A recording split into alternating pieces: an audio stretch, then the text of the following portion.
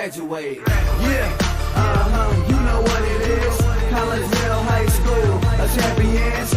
Yeah, screaming that's us. And when we on top, boy, quit fussing. All around my town, everything is white and purple, white and purple, white and purple, white and purple. We shut it down for the school and the sports team. White and purple, white and purple, white and purple, white and purple.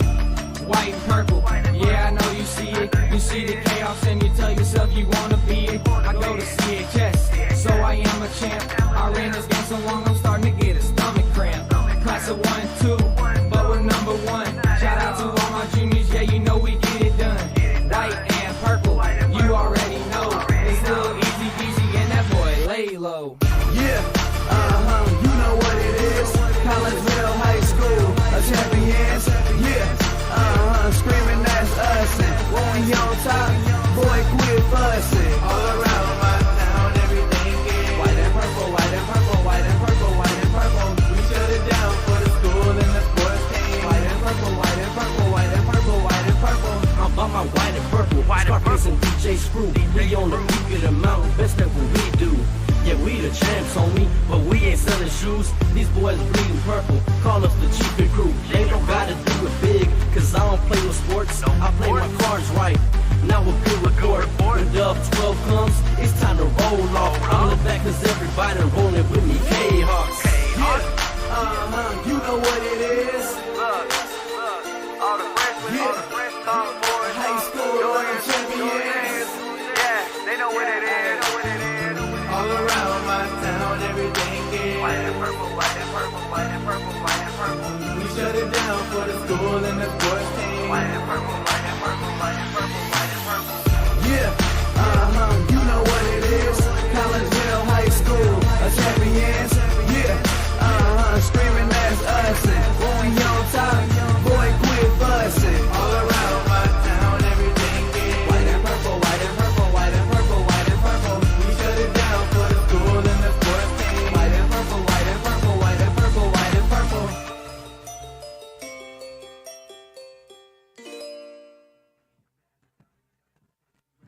And a very good evening, everyone, and welcome to Kahok Stadium here on the campus of Collinsville High School. I am Todd Duke, and glad that you are with us for another Friday night under the lights here as we get ready for some football playoff action on the Kahok Sports Network. Again, a very good evening, everyone. Again, my name is Todd Duke. Welcome in to tonight's game featuring your 8-1 Collinsville Kahawks taking on the 5-4 Boilermakers of Bradley-Bourbonnais High School. And welcome in to the pregame show brought to you tonight by Chiropractic Works in Collinsville, owned and operated by Dr. Chris McCluskey. He and his crew are focused on helping as many people as possible live high-quality lives all through chiropractic care and wellness. You can visit Dr. McCluskey at Chiropractic Works in Collinsville, located at 410 Regency Center. That is just off of the Beltline Road in Collinsville. Give them a call, 618-343-3602, or online at chiropracticworkscollinsville.com. Well, I told you the Kahawks come in at 8-1 on the year under their second-year head coach Colton Rhodes, who now finds himself with a sparkling 16-3 record in his first 2 years. Bradley-Bourbonnais, they are coached by Mike Cole. He is in his 12th year as the head coach of the Boilermakers and brings with him a record of 66-49 in that time. Back-to-back 8-1 regular seasons find the Kahawks in the playoffs in back-to-back years for the first time in program history. Collinsville still looking for that first ever postseason victory after losing in round one in their previous 4 trips. Kahawks lost their season opener right here to Belleville East 20-12 and did not lose again all season. They come in on an 8-game winning streak. Back-to-back games at the wire came down to pretty much the wire. That thrilling overtime win in week number 8 versus previously undefeated Centennial, and a come-from-behind 35-31 win last week on the road at Centralia. And Collinsville never had a lead in that game until they led for good with a touchdown in the game's final 90 seconds. And Colton Rhodes is now still undefeated on the road. He is a perfect 9-0 in road games since he has taken over this program. The Boilermakers, they find themselves back in the playoffs for the first time since the 2016 season.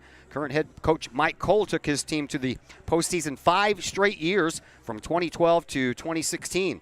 Last week, Bradley-Bourbonnais had a chance to pick up their 6th win of the year, but they faltered at home with a overtime loss, 28-21 to undefeated Lincoln Way East. They were the Blue Division champions. That loss, by the way, snapped a 3-game win streak by the Boilermakers.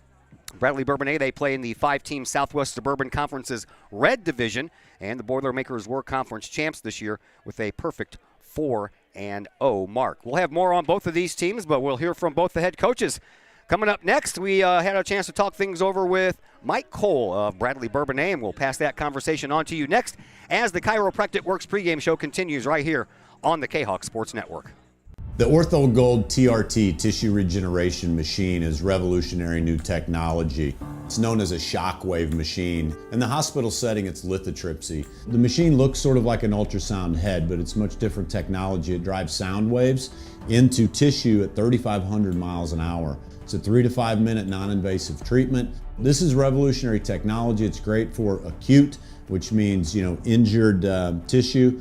New injuries per se, also chronic conditions. We have many people who have canceled knee replacements and shoulder replacements and treated lots of plantar fasciitis, foot, ankle problems. Overall, the Ortho Gold TRT soft wave machine is revolutionary technology. We've been very excited to bring it to our practice, and we've already helped a tremendous amount of people with it, and we're looking forward to helping a lot more. All Pro Tees in Caseyville is your place for custom apparel and has been for over 20 years now. Why? All Pro Tees can handle any size project, big or small, and they specialize in large group orders. At All Pro Tees, quality is number one on their list of priorities, as is evident by their excellent customer service. Did we mention All Pro Tees has over 20 years of experience? They can even help with fundraisers and event merchandising for your group. So for all of your apparel needs, for civic groups, sports teams, business outings, or even a family reunion, your apparel needs stop at All Pro Tees. All Pro Tees in Caseyville, right across the street from Kahok Stadium. Online at allprotees.com or on Facebook at All Pro Tees. Or call All Pro Tees at 344-2200. Plumbing or electrical problems? Is your AC or heater on the fritz? There are dozens of companies out there, but do you really know who you're letting in your home? Trust Tiger. Our technicians are clean-cut, drug-free, and background checked. What other company can make this bold statement? Our 24-hour emergency service will ensure your plumbing, heating, AC, and electric are up and running no matter what time of day it is. Schedule your appointment today. Tiger Plumbing, Heating, Air Conditioning, and Electrical Services. We earn our stripes every day. My name is Rayshawn Taylor, collegiate basketball player at SIUE. At the end of January, I had an ACL injury. I've been searching for ways to come back as best as I can after the construction. Dr. Chris introduced me to the soft wave machine. I'm gonna be honest, at first I was kind of scared because I didn't want it to shock me and hurt me too bad. And I had heard something about it, and I did my research on it, and it turns out it didn't actually hurt. It just was a good pain. It just finding where it hurts to promote the healing, and that's exactly what it did. I've actually had this surgery before. This time I feel like I'm back on my feet quicker, much faster. I'm much stronger than I was up to this point last time. And honestly, I feel like I could play right now. I'm excited to get back on the court. Thankful that Dr. Chris introduced me to this.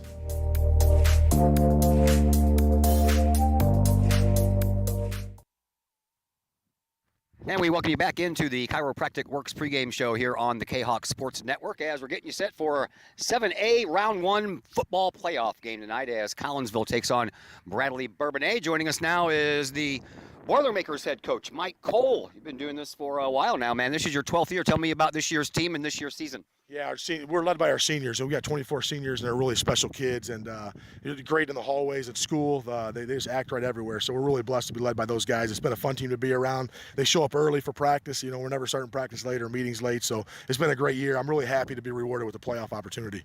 Yeah, I was going to say you guys haven't made the playoffs since 2016. I'm guessing you're happy, they're happy, and the community's happy as well, right? Yeah, absolutely. We played in a really tough conference.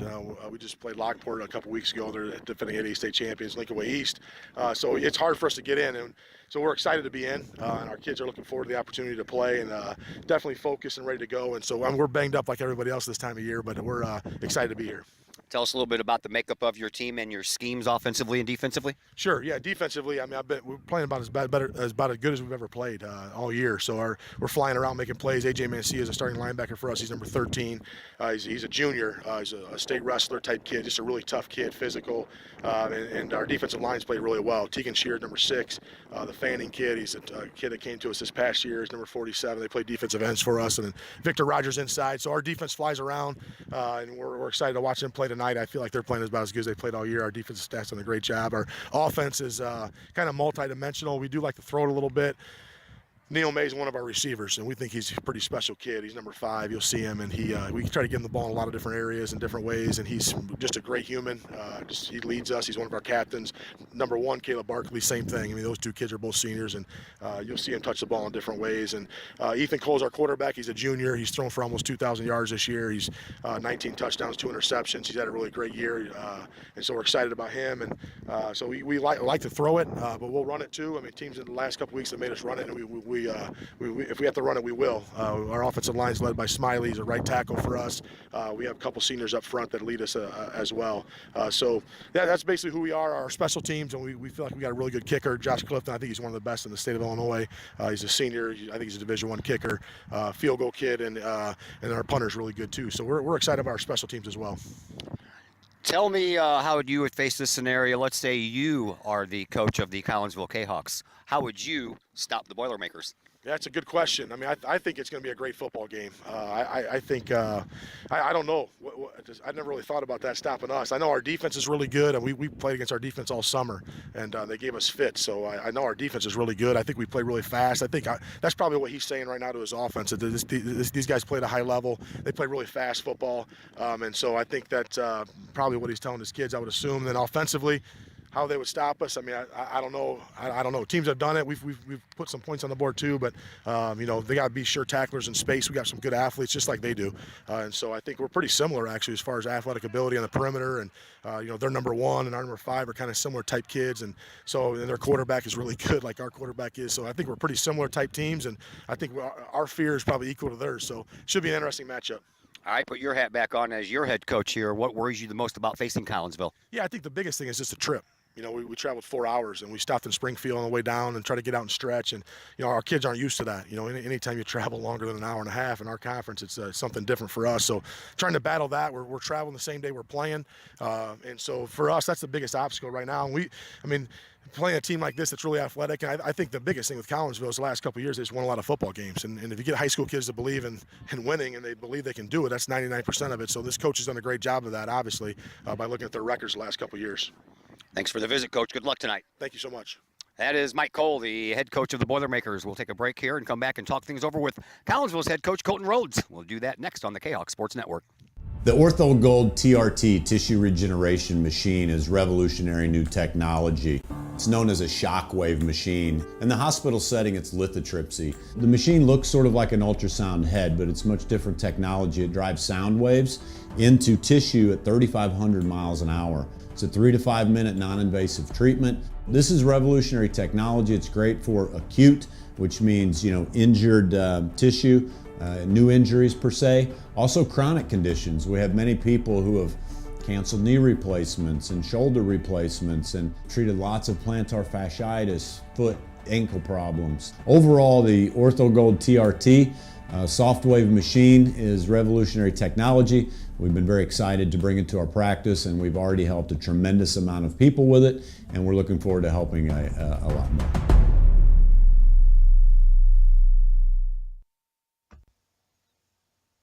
Pack Mail of Collinsville, locally owned and operated by Ryan Combs. Pack Mail can ship anything, anywhere. They treat you like a neighbor because, well, you are a neighbor. Pack Mail offers shipping materials and containers, private mailboxes, as well as climate-controlled self-storage. Visit Pack Mail at 407 Beltline Road in Collinsville. Online, WeShipSt.Louis.com or call Pack Mail at 346-4884. The Collinsville Education Association is a proud supporter of KahokSports.com and the Kahok Sports Network. The CEA is your partner as they work to ensure quality education for our children. The CEA advocates excellence and equity in public education and represent over 400 educators in 11 schools in both Madison and St. Clair counties. For more information, you can visit the Collinsville Education Association's Facebook page or the CEA's website at collinsvillecea.org.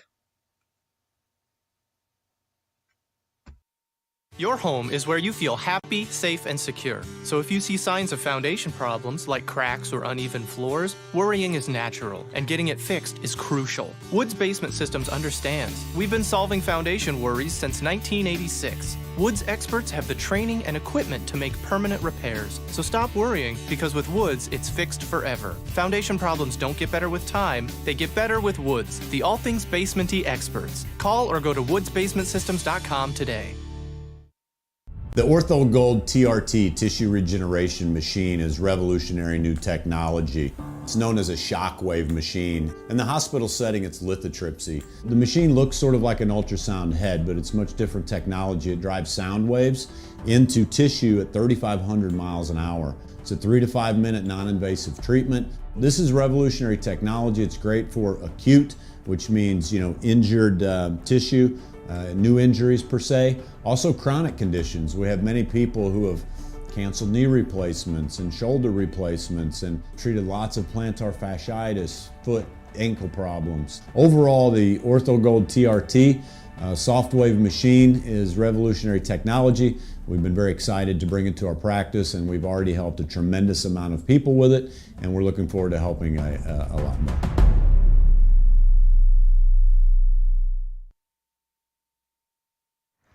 And we welcome you back into the Chiropractic Works pregame show here on the Kahok Sports Network. It is a beautiful end of October day, so why don't we play some football? How about some playoff football as your Collinsville Kahawks get ready to take on the Boilermakers of Bradley-Bourbonnais High School. Colton Rhodes, Collinsville's head coach, joining us now.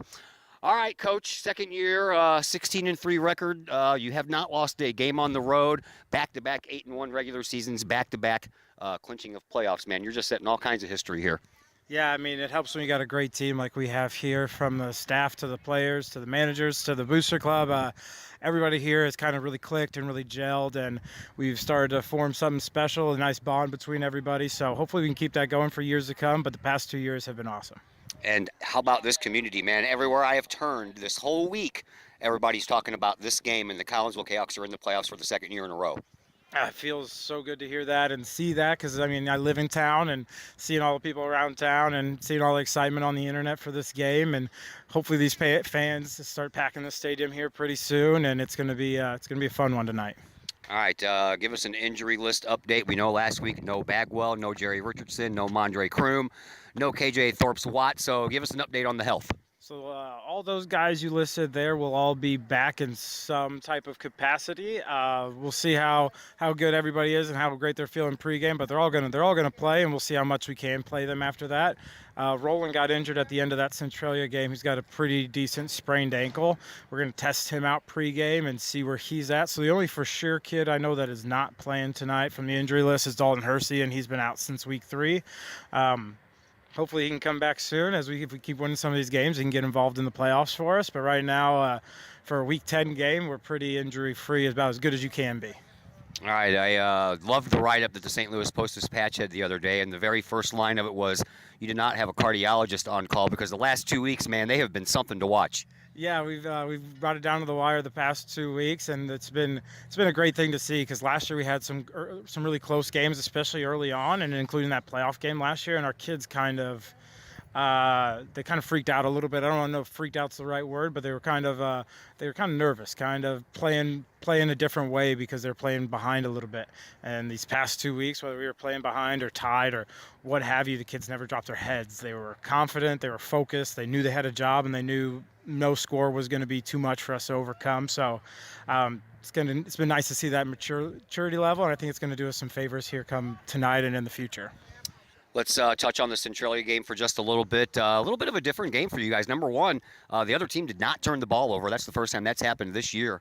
And number two, I think you guys, that was the most yardage you gave up in a game. So is there anything to take away out of that, or is that because you were missing some key players? A little of both. So, I mean, obviously we're missing some key players. We had some young guys in there filling in, but there was also some mistakes made from players that have been starting all year long. So it was a nice little day of learning for us, and kind of realizing that no matter matter who the opponent is. You can't really take any play off. So we happen to give up the most amount of yards we've given up all year, but we also happen to gain the most amount of yards we've done all year on offense too. So take it what you can, and it doesn't help that they ran a hurry-up offense and they were on the ball really quick, so they got a lot more plays in than we're used to.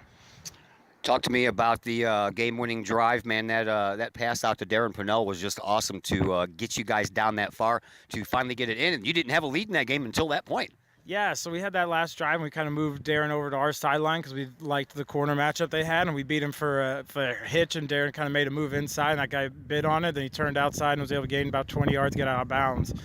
We ended up getting to run the next play. We call a timeout. We talk it over, and Darren's like, hey, we got to take a shot. I can beat this kid. So I said, it's 3rd and 2. Let's take a shot because I got 4th down. I got it in my pocket. We can throw it deep on 3rd down, see what happens, and throw it deep. He makes a heck of a catch while he's getting pass interference. So it was nice to actually get a call there for pass interference, and even though we had to decline it since we made the catch, but the kid is a dang good athlete, and it was a great ball by Colby getting it to him there in that situation too. All right, you got Bradley-Bourbonnais here tonight. The Boilermakers are 5-4 coming in, but man, do not let that record deceive you. They're a good team. Oh, yeah, definitely. They've played a ton of tough teams. I think their 4 losses are all the playoff teams, and they've all been really close games. So they've faced some tough ones as well, and it's going to be a great matchup with them. They've got some speed out there on both sides of the ball, and I think we match up really well with them. They've got athletes, we've got athletes, and it's going to be interesting to see. They like to throw it a little bit more than we do, so we'll have to see who's going to win that battle, if they're going to be able to throw it or we're going to be able to run it better, and vice versa. So it's going to be a fun one today. All right, what do you want to see out of your team? How do you pull out this victory tonight? Obviously, the key answer there is hold on to the ball. If we can limit our turnovers, that we only had 1 last game, so that was pretty decent for us. So we just need to keep that to 1 or none this game again, and we got to stop their explosive plays. That's what they kind of live and die by. They like to throw it deep. They'll run it or they'll throw it short every once in a while, but they love to air that thing out there far, and they've got guys that can make plays. So if we can limit those explosive plays on their end and make them really drive the field on us, long drives, I think our defense is going to stand tall today, and then our offense will be doing their job running the ball and not turning it over. Thanks for the visit, Coach. Go get him, man. Thank you. I appreciate it. Colton Rhodes, your Collinsville Kahok head coach. We'll take a break here on the Chiropractic Works pregame show. When we come back, we'll throw some stats your way, starters as well. All that and more coming up on the Kahok Sports Network. The Ortho Gold TRT tissue regeneration machine is revolutionary new technology. It's known as a shockwave machine. In the hospital setting, it's lithotripsy. The machine looks sort of like an ultrasound head, but it's much different technology. It drives sound waves into tissue at 3,500 miles an hour. It's a 3 to 5 minute non-invasive treatment. This is revolutionary technology. It's great for acute, which means, injured tissue.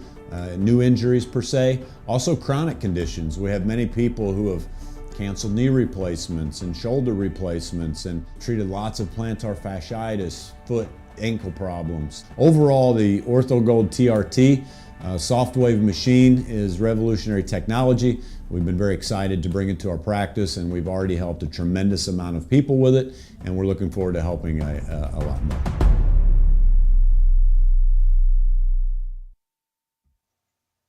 Brady Pest and Termite Management in Caseyville. Brady Pest and Termite Management is your local pest control source. The Midwest offers its fair share of pest problems, and Brady Pest and Termite Management is up to the challenge. Whether it's pesky rodents in the cold winter months or ants, spiders, and other pests in the warm months, Brady Pest and Termite is your solution. And termites? Brady Pest is tops in the Metro East in termite management. Do you have unwanted pests? Then call the best. Brady Pest and Termite Management in Caseyville. Call 343-1790 or on Facebook at Brady Pest and Termite. Collinsville High School alumni Stacy Lauenstein, CHS class of 91, Lisa Bassetto, Sarah Sulke, and Tracy Limp, CHS class of 94, Tony Geisen, CHS class of 96, and Kevin Robinson, CHS class of 99, want to wish all of our Kahawks a great year. We look forward to cheering you on and supporting you. Work hard on the court and the field, as well as in the classroom. Remember, once a Kahawk, always a Kahawk. Hashtag Kahawk Family.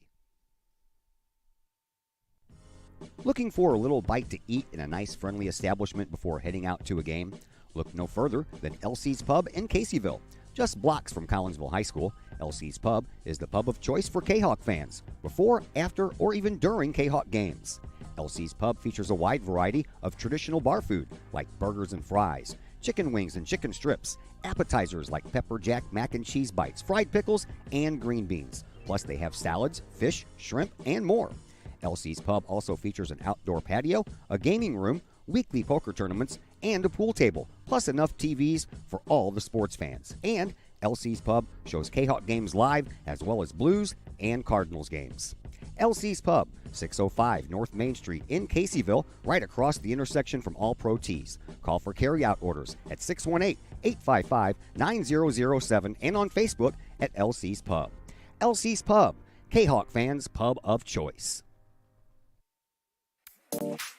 My name is Rayshawn Taylor, collegiate basketball player at SIUE. At the end of January, I had an ACL injury. I've been searching for ways to come back as best as I can after the construction. Dr. Chris introduced me to the Shockwave machine. I'm gonna be honest, at first I was kind of scared because I didn't want it to shock me and hurt me too bad. And I had heard something about it, and I did my research on it, and it turns out it didn't actually hurt. It just was a good pain. It's just finding where it hurts to promote the healing, and that's exactly what it did. I've actually had this surgery before. This time I feel like I'm back on my feet quicker, much faster. I'm much stronger than I was up to this point last time. And honestly, I feel like I could play right now. I'm excited to get back on the court. Thankful that Dr. Chris introduced me to this.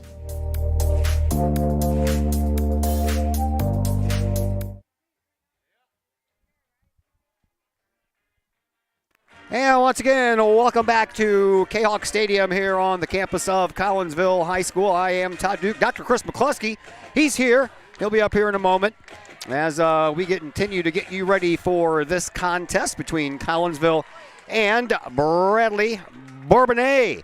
By the way, the Boilermakers won the coin toss, and they have elected to let Collinsville have it. So Collinsville is going to get the ball first on offense, and then the Boilermakers will have the ball to start the second half. So that's pretty much the way things have been going for Collinsville here in the last few weeks. They haven't won a coin toss in quite a while. We are just about ready to go here. Let's give you a little bit more information. How about the school that we're playing here tonight in Bradley-Bourbonnais, the city of Bradley. That was, by the way, known as North Kankakee until 1895 when it was changed to Bradley City and then eventually just Bradley. Population there is 15,000 or around there. The city of Bourbonnais, just to the north of Bradley, boasts a population of about 18,000 and named after a hunter, a fur trapper, Francois Bourbonnais Sr. Okay, so you got that much going for you. Bradley-Bourbonnais High School, they're located in the city limits of Bradley, by the way, and serves the communities of not only Bradley and Bourbonnais, but also part of the city of Kankakee. All three communities are in the county of Kankakee and sits just to the west of the Indiana state line and about a 45-minute drive south of Chicago. And as far as high school sports goes for the Boilermakers, they have one state championship, and that came in 2000 in Class 2A baseball. They went 31-8 under Mike Mulligan. They took second place in baseball in 1969. The boys soccer team took third place in 2016 and 2017, and that is it. No hardware for the girls' sports and a very limited hardware selection there for the boys' sports. But, boy, they have been in some playoff games, man. They have 8 playoff wins since the playoffs first started in 1974. 1975, they actually made their first playoff. They lost in the first round to Joliet Catholic Academy. Didn't make the playoffs again until 1982, and they lost to Joliet Catholic Academy. So I'm going to guess that those two schools don't get along very well. The first time they won a playoff game, that was in 1991. They beat Fenger High School out of Chicago 21-6 in round 1. They beat Marion High School of Chicago Heights 24-7 in round 2 before they lost in the quarterfinals 14-13 to, guess who? Joliet Catholic Academy. All the way to 2015. There was a bunch of playoffs in between there, but 2015 is when they got the farthest. They beat Glenbrook North 60-59. That's a big score in round number 1. Beat Geneva 41-22 in round 2. They downed Skokie 28-17 in the quarterfinals before they lost to Libertyville, 41-27 in the state semifinals. So that's where we stand right now. Both teams are ready to go. Collinsville, of course, the host team, they're all out there in their purple uniforms. To the right of your screen, they have on the white helmets and the Collinsville Kahok logo on the sides of those helmets. Bradley-Bourbonnais, they're all dressed in white. Their school colors are red, white, and black. So they have on the white uniforms with the red numbers and their white football helmets as well. We're just about ready to go here. Here is Josh Clifton. He is the kicker for Bradley-Bourbonnais, and there goes the whistle. And we are underway. Kickoff goes on the far sideline. Pinnell has it one step into the end zone, so he will be able to go no farther than that as we welcome in Dr. Chris McCluskey on the other microphone. How are you, sir? Oh, great, Todd. Thanks for having me back in the booth. I tell you what, man, 2 years in a row, playoff football action here at Kahok Stadium. Home field advantage, hard-fought win last week at Centralia to earn ourselves a home field spot, and I'm just glad to be with you in the booth. Yeah, I'm glad you're here. I'm glad to be here. I'm glad that everybody's joining us who can't make it here. Collinsville, as we mentioned, back-to-back playoff years. Last year they lost here 28-21 to Geneva in a very hard-fought game. Here are the Collinsville Kahawks going with a little spread-out formation. Richardson will get the carry on the first play of the game, and he's got a little bit of room, and he'll move it up to the 30-yard line, and that will be real close to a first down on the first run by Jerry Richardson, the senior, who has 1,174 yards of all-purpose yardage this year. As far as carries go, 104 on the year for 840 yards, 9 touchdowns, and he averages 8.1 yards per carry. So they did move the chains. Collinsville has a 1st and 10 after the first play of the game, and a fake to Richardson, a throw down in the back, and that was to Colby Anderson, and Anderson will get about half of what he needs for a first down. And Collinsville is off and running here. 2nd down and 5 coming up. Yeah, I love the play call by Coach Colton Rhodes. We went trips right and then run Jerry to the left for some positive yardage, and then we go to our – I'll tell you what, Colby Anderson is just a leader of this team, right? Oh, yeah.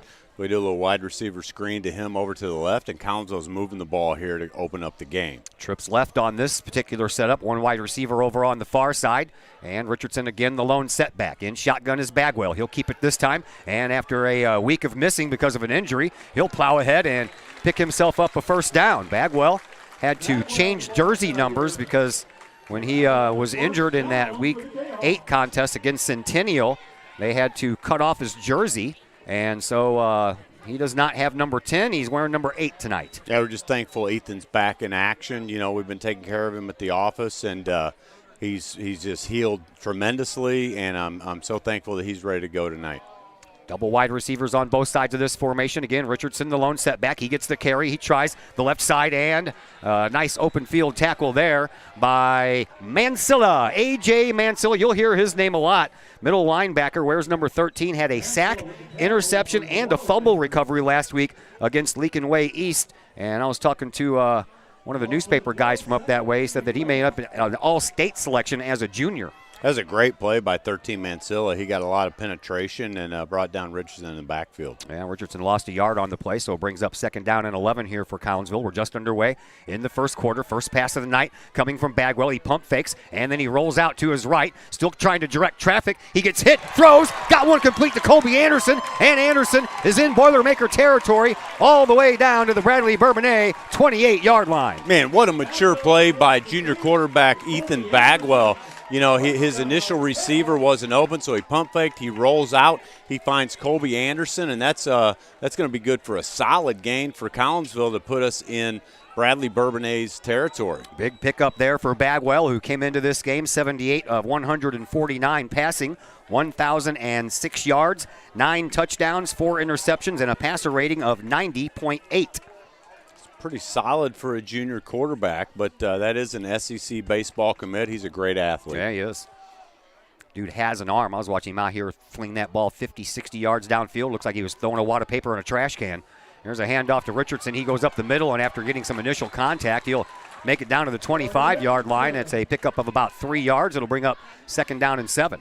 Yeah, it doesn't look like a lot, but that's a big play. I mean, he was stopped in the backfield, and Jerry kept his legs pumping, and that's going to be good for positive yardage for Collinsville to bring up a 2nd and 7. Colby Anderson with that big catch. That was catch number 10 on the year for him. Actually, number 11. He caught one in the backfield a little earlier. Came in with 113 yards and a touchdown. He also has 354 rushing yards. So, number 1, last year's quarterback, piling up some yardage, both running the ball and catching the ball. Here's the snap, and Bagwell back to pass. Throws down the middle. He had Pinnell open, but There was a little bit of contact right at the same time the ball arrived by Allen Rogers, but the referees keep the flags in their pockets. Man, that's interesting. I thought sure there was contact before the ball got to Pinnell, but Bagwell had pressure from Bourbonnais' outside linebacker, and that's going to go for an incompletion. That'll bring up a 3rd and 7 for Collinsville. So the Kahawks faced with their first 3rd and long here in this contest as KJ Thorpe-Watts goes out on the far side. Pinnell is in the slot next to him. Over here on this side, you have Isaiah Gordon and 3 wide receivers as also Richardson throws it in there. Now he's going to get the catch, and Richardson's going to barrel ahead, and he'll have enough for a first down. He keeps those legs moving, and he finally gets taken out of bounds at about the 13-yard line. First down, Collinsville. Yeah, and play calling has been exceptional by Coach Colton Rhodes. I'm telling you what, we were really spreading the ball out. We are, running a spread formation. We're getting the ball to our playmakers, and Collinsville's in really good shape here with 9:08 left in the first quarter.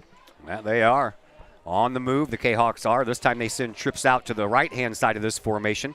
Over here all by his lonesome is Isaiah Gordon.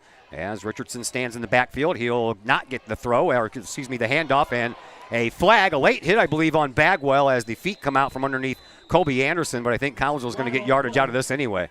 Well, Bagwell was pointing. No, it's going to be a hold on Collinsville. Wow.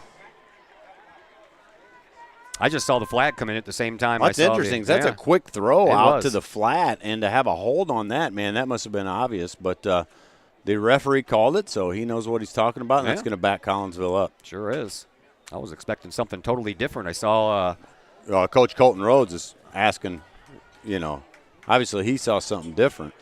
I saw Jackson Fanning, number 47 for the might change it come here. in. Oh, here we go. Yeah, it is. It's going to be – okay, so he pointed to the wrong side, made the say it's a personal foul. That was a late hit on the quarterback, which is what I thought to begin with. Right, and he called a hold first, and then he changed it to personal foul. I guess Bagwell and Coach Colton Rhodes knew what they were talking about, and boy, that's huge for Collinsville. Yeah, it is. They haven't even marked this off yet, and Collinsville's ready to go back to the next play.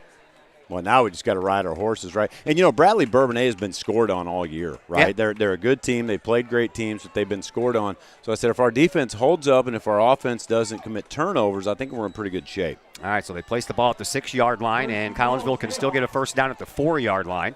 And Jerry Richardson stands offset to the right-hand shoulder of Ethan Bagwell. And now Bagwell has to wait as the referees are still over on the far side talking about something. That conversation's over, and now we're ready to go. Look for Darren Pinnell on a slant right up the middle of the end zone. Bagwell in shotgun. 2 wide receivers both sides. Colby Anderson goes into motion. Fake flip to him. They give it to Jerry Richardson. He's in for the touchdown. 6-yard run. Jerry Richardson and the Kahawks are on the board. Yes, sir. Great blocking by Collinsville's front 5. You give it to your horse, your all-stater, Jerry Richardson, and he takes Kahawk football to pay dirt to put us up 6-0 with 8:54 left. Probably going to see Andrew Chai out for the extra point. Andrew Chai indeed comes out. Darren Pinnell is the holder. As the Kahawks look to make this a quick 7-0 score on their first possession. Kick is on the way. That one hits the goalpost and then bounces right back, so no good on the extra point try. But the touchdown is good, and Collinsville leads by a score of 6-0 as Bradley-Bourbonnais will get the ball back next after a timeout here on the Kahawk Sports Network. Just because we're adults doesn't mean we don't have toys, am I right? If your adult toys consist of boats, campers, or RVs, then you need to call the GASA storage team of professionals. Winter weather in the Midwest can be quite harsh, and finding a place to properly store those expensive toys for winter can be just as rough as a Midwest winter. That's where the GASA storage team comes in, with outdoor self-storage and covered storage for your toys. They even have tractor-trailer parking, conveniently located at Horseshoe Lake Road and 111 in Pontoon Beach. GASA Storage, for the safe storage of all of your toys. Contact the GASA Storage team, gasastorage@gmail.com, or call today, GASA Storage Team, 618-797-6100.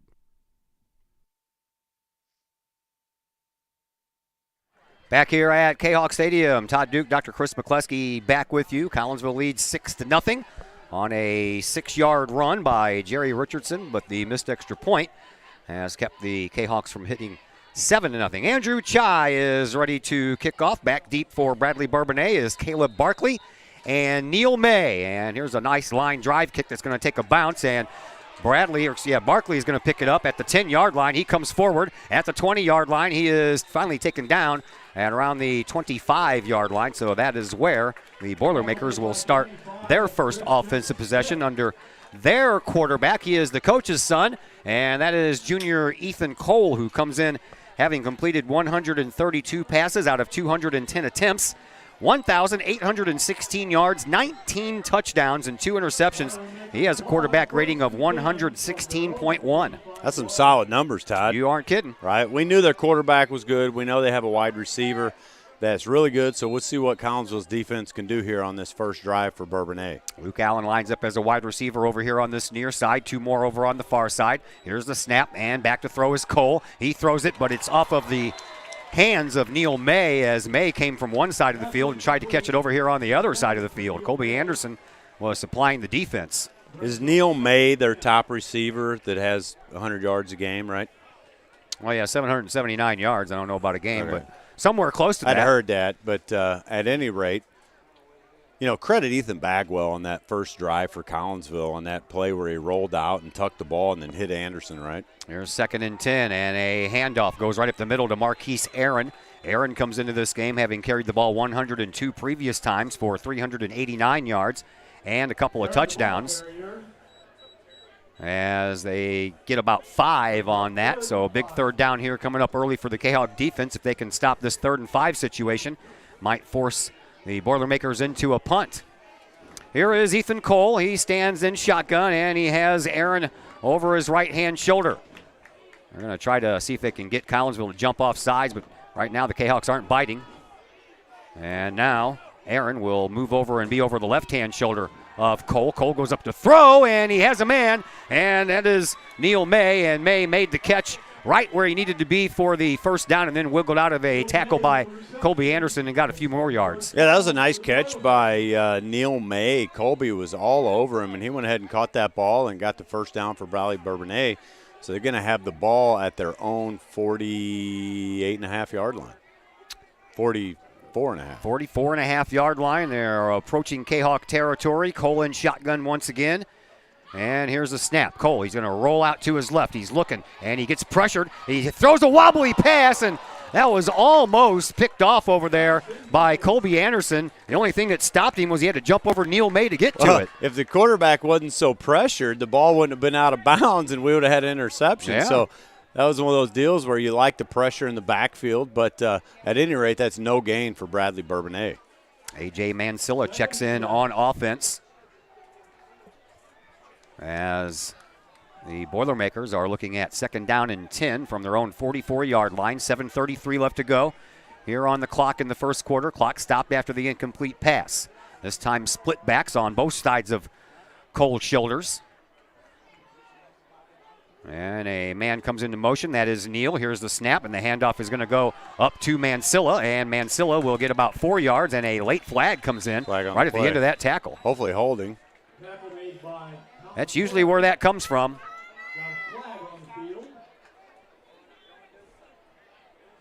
Got about 5 on the play, so it would bring up a 3rd down and 5 if they decline it. Referee and the side judge are conversing here on the field to figure out what the penalty is.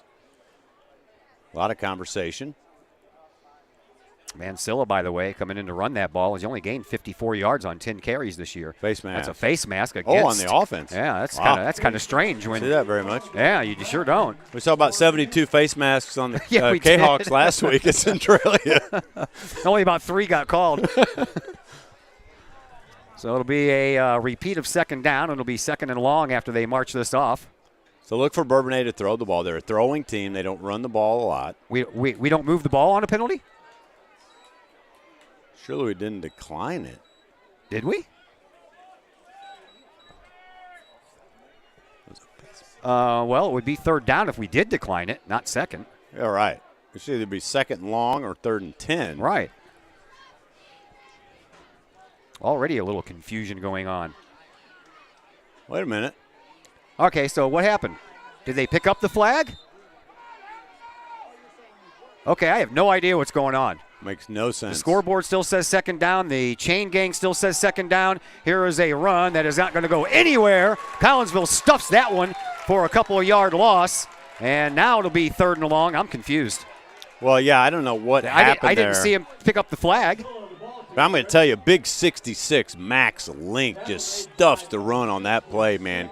Kudos to Collinsville's defensive tackle to just shove Bourbonnais back 2 yards or 1.5 yards on that play. So big 3rd and long for Bourbonnais. Yeah, they're only letting him lose a half a yard on the spot. So 3rd down and 11 here for the Boilermakers as Cole is in shotgun once again.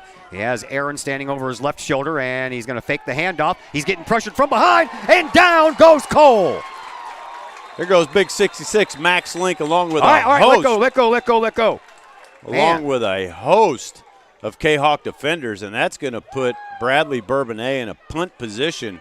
And Collinsville Kahok should get the ball back with 6:40, the clock's ticking, 5 left in the first quarter. Yeah, we'll see how they want to play the punt. Their punter is Nick Mullet, and he'll be all the way back near his 25-yard line. Colby Anderson is going to back to collect this punt, and he'll back all the way up to his own 20. Man, what a defensive stand Sure by was. Collinsville here on Bradley-Bourbonnais' first offensive possession. This is huge for Collinsville. Nick Mullet punts the ball high. Nice spiral on that, too. Colby Anderson calls for a fair catch and makes it at the 25-yard line. So about 5 yards closer to the end zone than you started the last drive, right? Hey, we'll take it, right? I'm telling you. We score on our first possession. We make a defensive stop. Man, credit 66 Max Link. He made 2 huge plays for Collinsville's defense. And, our linemen are going to have to step up with one of our linebackers out this week.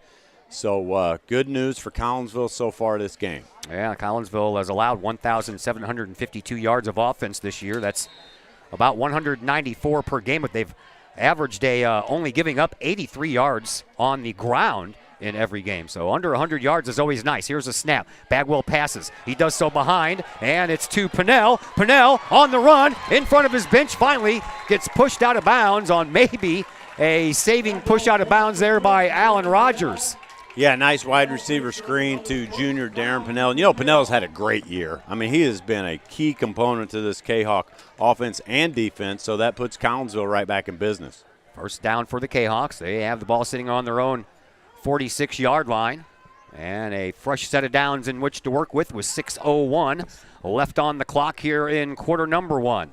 Thorpe, Watt, and Pennell line up as wide receivers on the far side. Over here on this side, you have Isaiah Gordon and Colby Anderson. Anderson goes into motion. He gets the direct pitch from Bagwell as he goes by. He's got room, and another first down by Colby Anderson on a great play by Collinsville. We've seen that with Darren Pennell before. One of them got called back, and he went all the way down on a touchdown a few weeks ago on one of those same plays. I love seeing Colby Anderson getting the football. I mean, he just put this team on his shoulders last week at Centralia and really gained that win for us.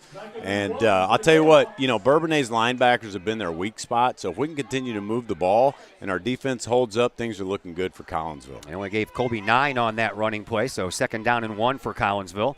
Anderson is back in there, but the handoff is going to go to Jerry Richardson. He does a little stutter step, turns the corner, gets the first down, and that was getting something out of nothing there. Yeah, he got hit in the backfield and he just kept his legs pumping. And, that's – man, I'll tell you what, when you just keep your legs pumping and you don't give up and you get positive yardage, that's huge. It is.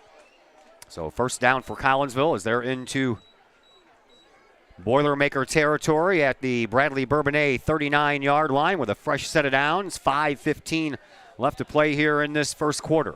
Once again, Thorpe Watt goes over on the far side. 3 over here on this side as Ryan McIntyre comes in for the first time. He's in the slot. Here's the snap. Ethan Bagwell is going to keep it. And he, after started over on left tackle, and then he kind of darted up the middle, and he got about a yard. Yeah, if he would have stayed off tackle, I think he would have had a little more yardage, but he cut the ball back up. But I tell you what, again, that's positive yardage, right? Collinsville has not been stopped for negative yardage yet tonight. Their offense continues to move the ball, so we'll see what we have at Bourbonnais' 39-yard line with 4:50 left in the first quarter here at Kahok Stadium. 6-0 in favor of Collinsville. After a 3-minute and 6-second drive to open up this game, resulted in a touchdown, but a missed extra point has us at 6-0. Trips to the left. Bagwell, he's back to pass. He's getting pressured from behind. Flag on the play. That's probably going to come back as a holding call against Collinsville. Surely. I think number 66, Max Link, is going to be called for holding. And it is going to be a holding call against Collinsville. So the first flag thrown against the Kahawks tonight, as they've come into this contest with 45 penalties thrown against them this year. That's about 5 per game. 375 yards is what they were penalized, which is about 41.6 yards per game. We had 4 penalties on the first drive in Centralia last week. Yeah. And the week before that, we had 3 turnovers on the first 3 drives. That's so exactly right. We're kind of evening things out here now, aren't we? Well, I've said if we can hang on to the ball and not cough it up, right, if we can win the turnover game, I like our chances. Oh, yeah. 4.5 minutes to go here in this opening quarter. 6-0 in favor of Collinsville. Once again, trips to the left side of this formation. And Richardson, he's in the backfield, but Bagwell is going to use him as a blocker. Oh, what a nice block by Richardson. Bagwell moves forward and almost has enough for a first down on that play. He needed 19 yards. I think he got 20. Ethan Bagwell just ran over number 10, Micah Swally, for Bradley-Bourbonnais. You know, I mean, when you're 6'3", 230 or whatever he is, right, you like your chances with him running the ball. So that's a huge play on 2nd and long. Well, all right, he needed 19 and he got 18. So it's 3rd down and 1 here for Collinsville. Anderson comes off the field once again. I would imagine, I'm not a betting guy here, but I would imagine you're going to see Jerry Richardson get the ball here. Credit Collinsville's offensive line. They're playing so well so far tonight. 2 wide receivers on the far side, 1 on the near. They got Devin Habermill in there playing a lead blocker, so I'm imagining I am going to be – nope, it was a throw all the way, and that one I don't understand, but I think that also was a little pass interference as the players bumped into each other. Not sure if it would have been offensive or defensive, but at any rate, that was an incomplete pass.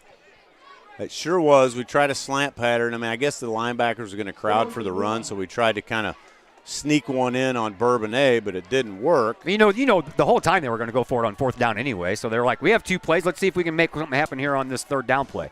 So 4th and 1 for Collinsville. Richardson in the backfield by himself, and now we're going to have an offside call. Got it. Yep. Bagwell comes around. He knew what he was doing, man. He's pumped. He is.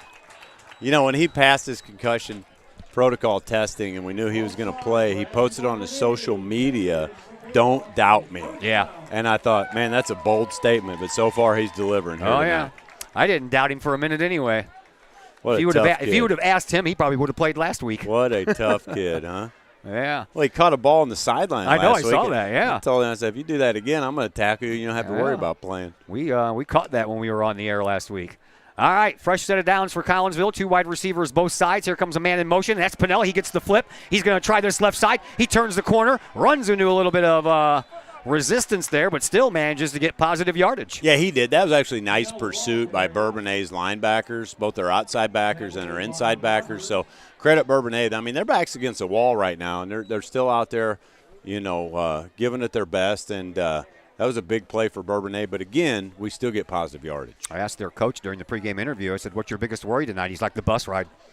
Yeah. It's a long ride. It's tough. Yeah. It's tough. All right, 2nd down and about 8 to go here for Collinsville. Ball on the 23-yard line. Here's the snap. Richardson, he's going to get the carry, and he's going to try the left side, and he has room to close to where he needed to be for a first down. I believe that might be just enough to move those chains and give Collinsville a 1st and goal. Hey, Jerry and 10. Jerry had a guy in front of him in the backfield, and he just did a juke step, and that guy broke his ankle. So credit Jerry Richardson for getting that first down for the Kahawks. Yeah, Richardson missed last week. Bagwell missed last week. A couple of other players as well. KJ Thorpe-Watt, he was gone for like 3 weeks because he had a concussion himself. Kroom, he's back out there. Well, he will be on defense anyway.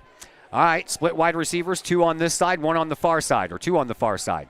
Richardson again, the lone setback. Anderson goes into motion. Hands off goes to Jerry Richardson, and he runs into a little trouble. He pushes his way up to the 10-yard line before he is finally brought down by Micah Swilly. And that's going to be a gain of about 4 on the play. It'll bring up a 2nd down and 6 here for the Kahawks. Yeah, again, Jerry was stopped in the backfield. Then he just kept his legs pumping, and he ends up with positive yardage. So, again, Collinsville threatening Bourbonnais with 1:50 left, up 6-0 in the first quarter. Things are looking good here at Kahawk Stadium so far. Yeah, they are. Darren Pinnell, DP5, lines up in the slot on the far side. Richardson again, the lone setback. Here's the snap. Bagwell, he hands the ball off. Richardson does a little juke step and gets it up close to the 5-yard line. He'll be brought down probably, it looks like, at the 6. Yeah, 1 yard gain, I think, for Richardson. That'll bring up third down. And, the nice thing is Collinsville has Andrew Chai, so, I would think, you like to get the first down here, but if not, you make a chip shot and you go up 9-0, especially missing the extra point on the last touchdown. We'll see what they have up their sleeves here in mere moments. It's third down and about a long 2 to go to pick up this first down. This time Richardson's over the left shoulder of Bagwell. Here's the snap. Bagwell's going to keep it, and he'll get it up close to where he needs to get a first down. I believe he has enough, depending on where the spot is. And it's going to be real close. They just called it. First down. So the Kahawks have first and goal from inside the 5-yard line. They've got 3, maybe 4 cracks at this. Man, that's a big play. Credit junior quarterback Ethan Bagwell for just barreling his way to a first down. Now Collinsville, like you said, 1st and 4 from Bradley-Bourbonnais' goal line. First and goal for Collinsville. Ball on the 3-yard line. Bagwell in shotgun. Hands the ball off to Richardson. No, he uses Richardson as a blocker and touchdown. Yes, sir. Junior quarterback Ethan Bagwell goes to pay dirt for Collinsville to put Collinsville up 12-0 with 34.2 seconds left. Now the question is do you do the 2-point conversion since you missed the extra point on the last touchdown? That's a good question. I don't want to make that call. I don't either. It looks like we don't have to because Colton Rhodes already did. They're going for 2. Probably a pretty smart move, especially with the way our defense is holding up and the offense is moving the ball. 2 very good long drives, 180 yards, 175 yards, and chewing up all the time on the clock. 34.2 seconds left, and 2 touchdowns on 2 possessions. Yeah, that really gives a lot of confidence to the Kahawks. Here comes Bagwell again, and he's in for a 2-point conversion. Collinsville gets that missed extra point back. And the Kahawks are now up 14-0. 34.2 seconds left to play here in this first quarter, and we're back with the ensuing kickoff in just a moment on the Kahawk Sports Network. Old Herald Brewery and Distillery in Collinsville produces their own spirits and beer on site right at the restaurant. Pair that with some of the most unique menu items around the entire metro area, and you can see why they are such a hit. They can handle you and your family, or they can handle you and your group. Throw in the occasional live entertainment, and you can see why Old Herald Brewery and Distillery is a must-stop destination in Collinsville. Old Herald Brewery and Distillery, 115 East Clay Street in Collinsville, 618-855-8027, or online at oldheraldbrewing.com.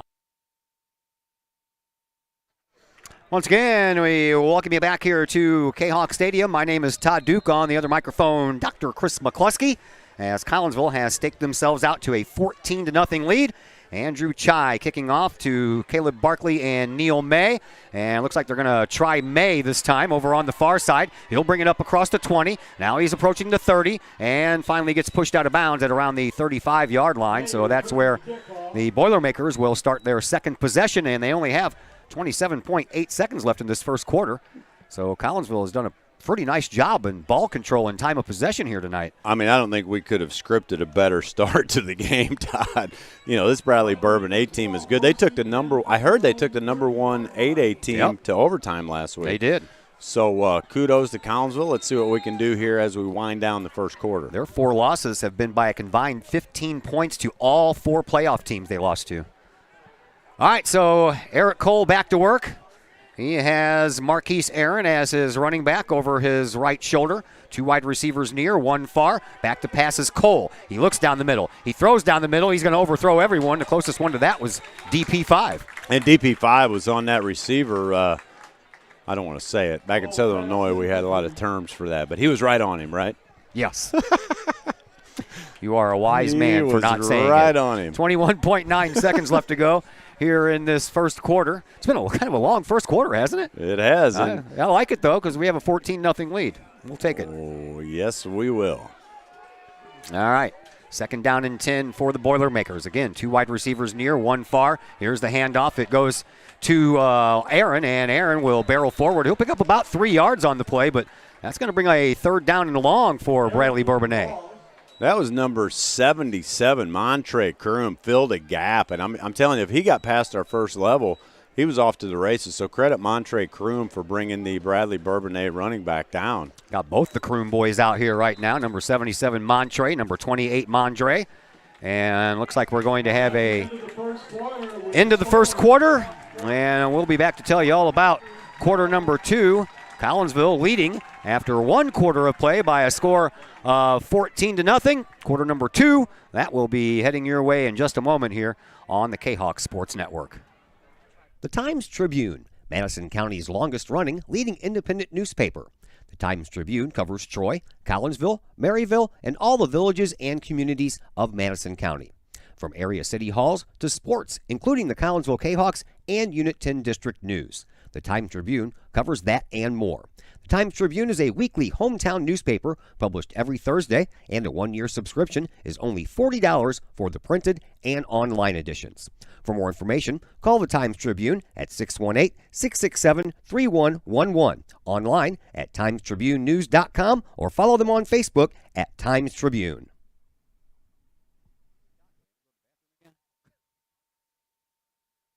Back here at Kahok Stadium, my name is Todd Duke. Dr. Chris McCleskey on the other microphone. Got Glenn Woodcock on the camera for us tonight.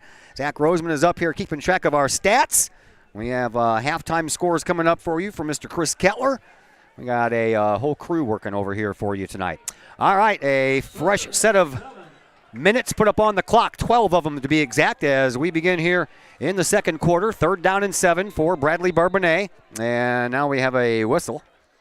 And somebody going to call a timeout. Oh, wow. Bradley-Bourbonnais calls a timeout, coming right out of a timeout for the end of the first quarter. You would kind of figure they would have talked about everything they needed to talk about during the time they had in between the first and the second quarter, but apparently that is not the case. We're just going to keep it right here for this one. Jerry Richardson, by the way, now coming into this game, 2,488 career rushing yards. That is number 1 all-time in Collinsville Kahawk history. Colby Anderson, with his 197 yards rushing Friday at Centralia, now has 1,173 yards rushing for his career, and that is climbing up the charts as well. Anderson, by the way, scored 3 TDs in that win Friday over Centralia. He now has 49 touchdowns in his career. That is number 1. Number 2 on the list is Jerry Richardson with 39. So we have the top 2 leading touchdown scorers in Kahawk history playing at the same time. 3rd down and 7. Boilermakers, Cole, back to pass, throws to the far side, and he kind of threw it behind his intended receiver, Luke Allen. So that is going to bring up the 4th down, and I believe you might see punter Nick Mullet out here again. As that's a deep task to ask, and here definitely does come the punting unit. So Collinsville's defense holds tough once again, forcing the Boilermakers to punt for their 2nd straight possession, and Collinsville should get the ball back here in pretty decent field position. Yeah, another big stop by Collinsville's defense. We're just underway here in quarter number 2 as Colby Anderson stands back at his own 27-yard line. Mullet at the 20, gets the snap and sends a high kick. This one's a little short. Anderson catches it, and he calls for the fair catch, which he'll take at the 34-yard line. So the Kahawks will start from there on their 3rd possession of this game. Good start for your Kahawks here tonight at Kahawk Stadium. Up 14-0, 11:45 left in the second quarter. So Bagwell and company checking back out onto the field. From the 34, Bagwell, the 6'2", 225-pound junior. Yeah, I think that's a little light. Yeah, I know. I interviewed Colby Anderson up here at halftime of that soccer game, and he's like, hey, man, can you change that? I'm a little taller than what it says. That's pretty that's standard operating procedure, though, right? Oh, yeah. Trips to the left on this play, and the handoff is going to go nowhere. It's going to be a fake, and they're going to throw to Pinnell, and he immediately gets caught in the backfield as soon as he catches that ball, so that's going to be a loss of a yard on the play. Yeah, credit number 8, Ted Garman, out of Bradley-Bourbonnais for making the tackle in the backfield. That's going to go for a loss of 1.5 for Collinsville. Just underway here in quarter number 2.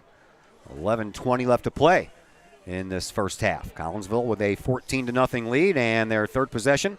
Trying to do it again, but that time they lost a yard. So we'll see what they have dialed up here on 2nd down and 11. 2 wide receivers on the far, 2 on the near. Again, Jerry Richardson is the lone setback. Here's the snap. Bagwell rolls out to his right. He then pitches it to Richardson. Richardson has to come a long way just to get back up to the line of scrimmage, and he didn't get much.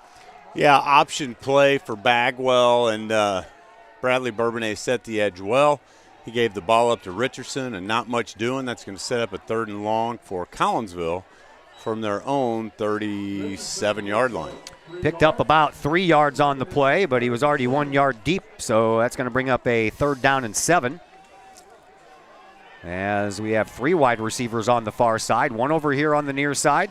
Bagwell in shotgun once again, 3rd down and long here for Collinsville. Here's the snap. Bagwell back to pass. He slips. He throws, and that one's, almost caught. Almost got into the hands of Kylan Jordan. And that was wobbly up there. He slipped and fell and then tried to throw when he got back up, and that was close. Man, credit Bagwell for, staying with that play, and the ball hit Jordan in the bad spot, right? Right in the hands. Right in the hands. And he made a good effort, but he just couldn't come down with it, so you'll see Bagwell up to punt. Bagwell got to be one of the best punters in the state, right? Yeah, I would think.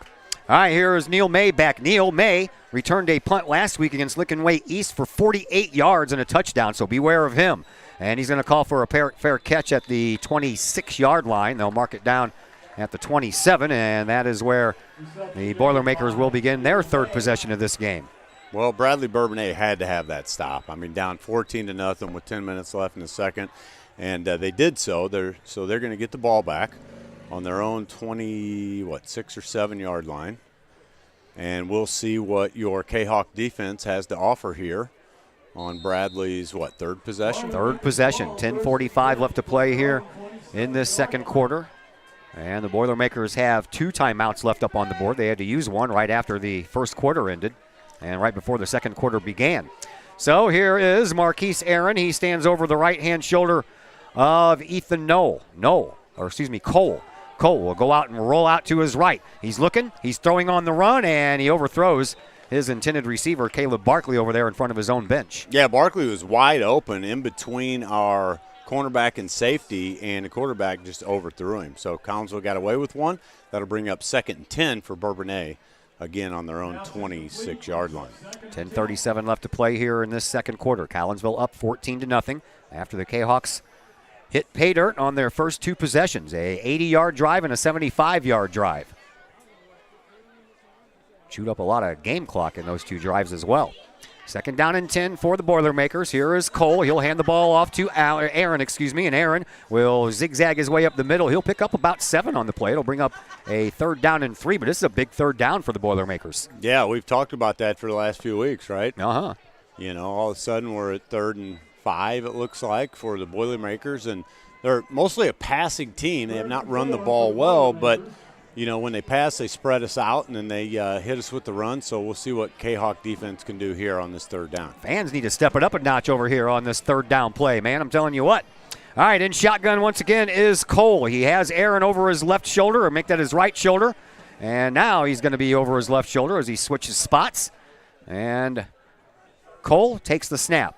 He's looking to throw. He's got a roll out. Habermill has him, and then it's finished up by Mondre Krumer. That is Christian Smith after the initial bothersome roll there by Habermill. Man, Habermill made great penetration. He interrupted that play. Christian Smith comes in to finish that situation, and now all of a sudden, Collinsville is going to get the ball back and probably in really good field position. What a great stand. Collinsville's defense has been a rock all year, right? 4th down and long for Bradley-Bourbonnais. Their punter, Nick Mullet, stands at his own 7-yard line. This time Jerry Richardson comes in to run this punt, stands at his own 45. We have a flag on the play. That's an end-over-end kick, and that's going to take a Boilermaker roll, but we'll have to check on the flag after they touch it up. It was a quick flag. I don't know if it was a false start maybe. I don't know. Somebody lined up in the neutral zone? Not really sure. Came over here from this side. Side judge throws the flag immediately. He's talking to Coach Colton Rhodes. So I think it's on Bourbonnais. Might be. Probably decline it. We'll find out from the referee here. Or move them back and repunt. Yeah.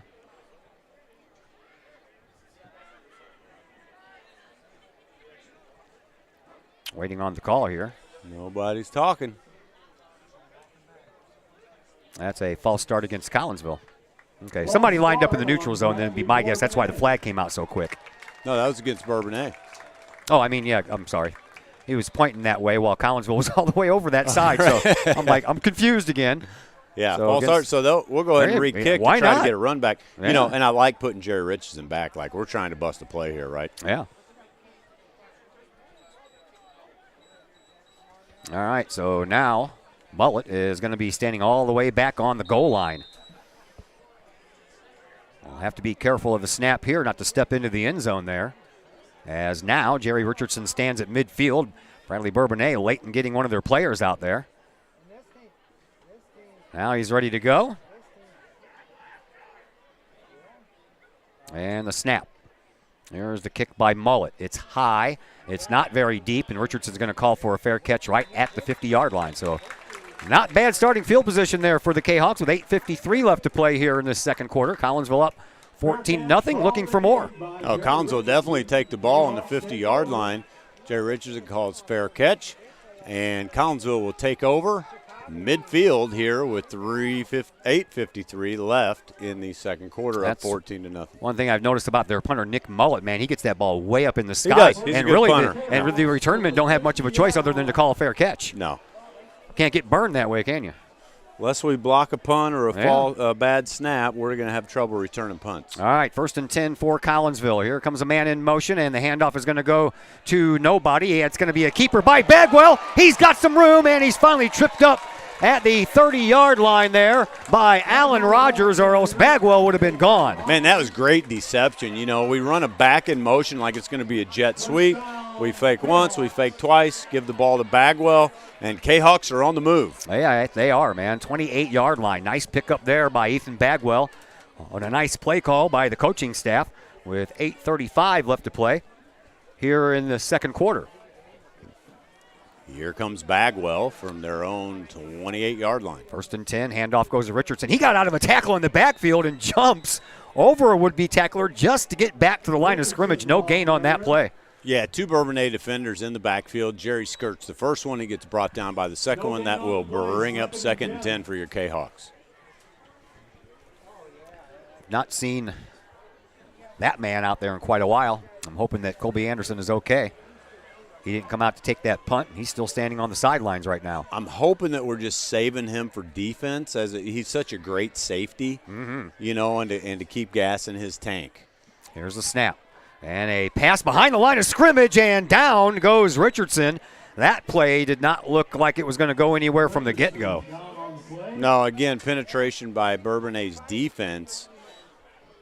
So Collinsville is going to have 3rd and 16, 3rd and long. It looks like. 3rd and very long. Right, 3rd in the ketchup bottle. Yeah.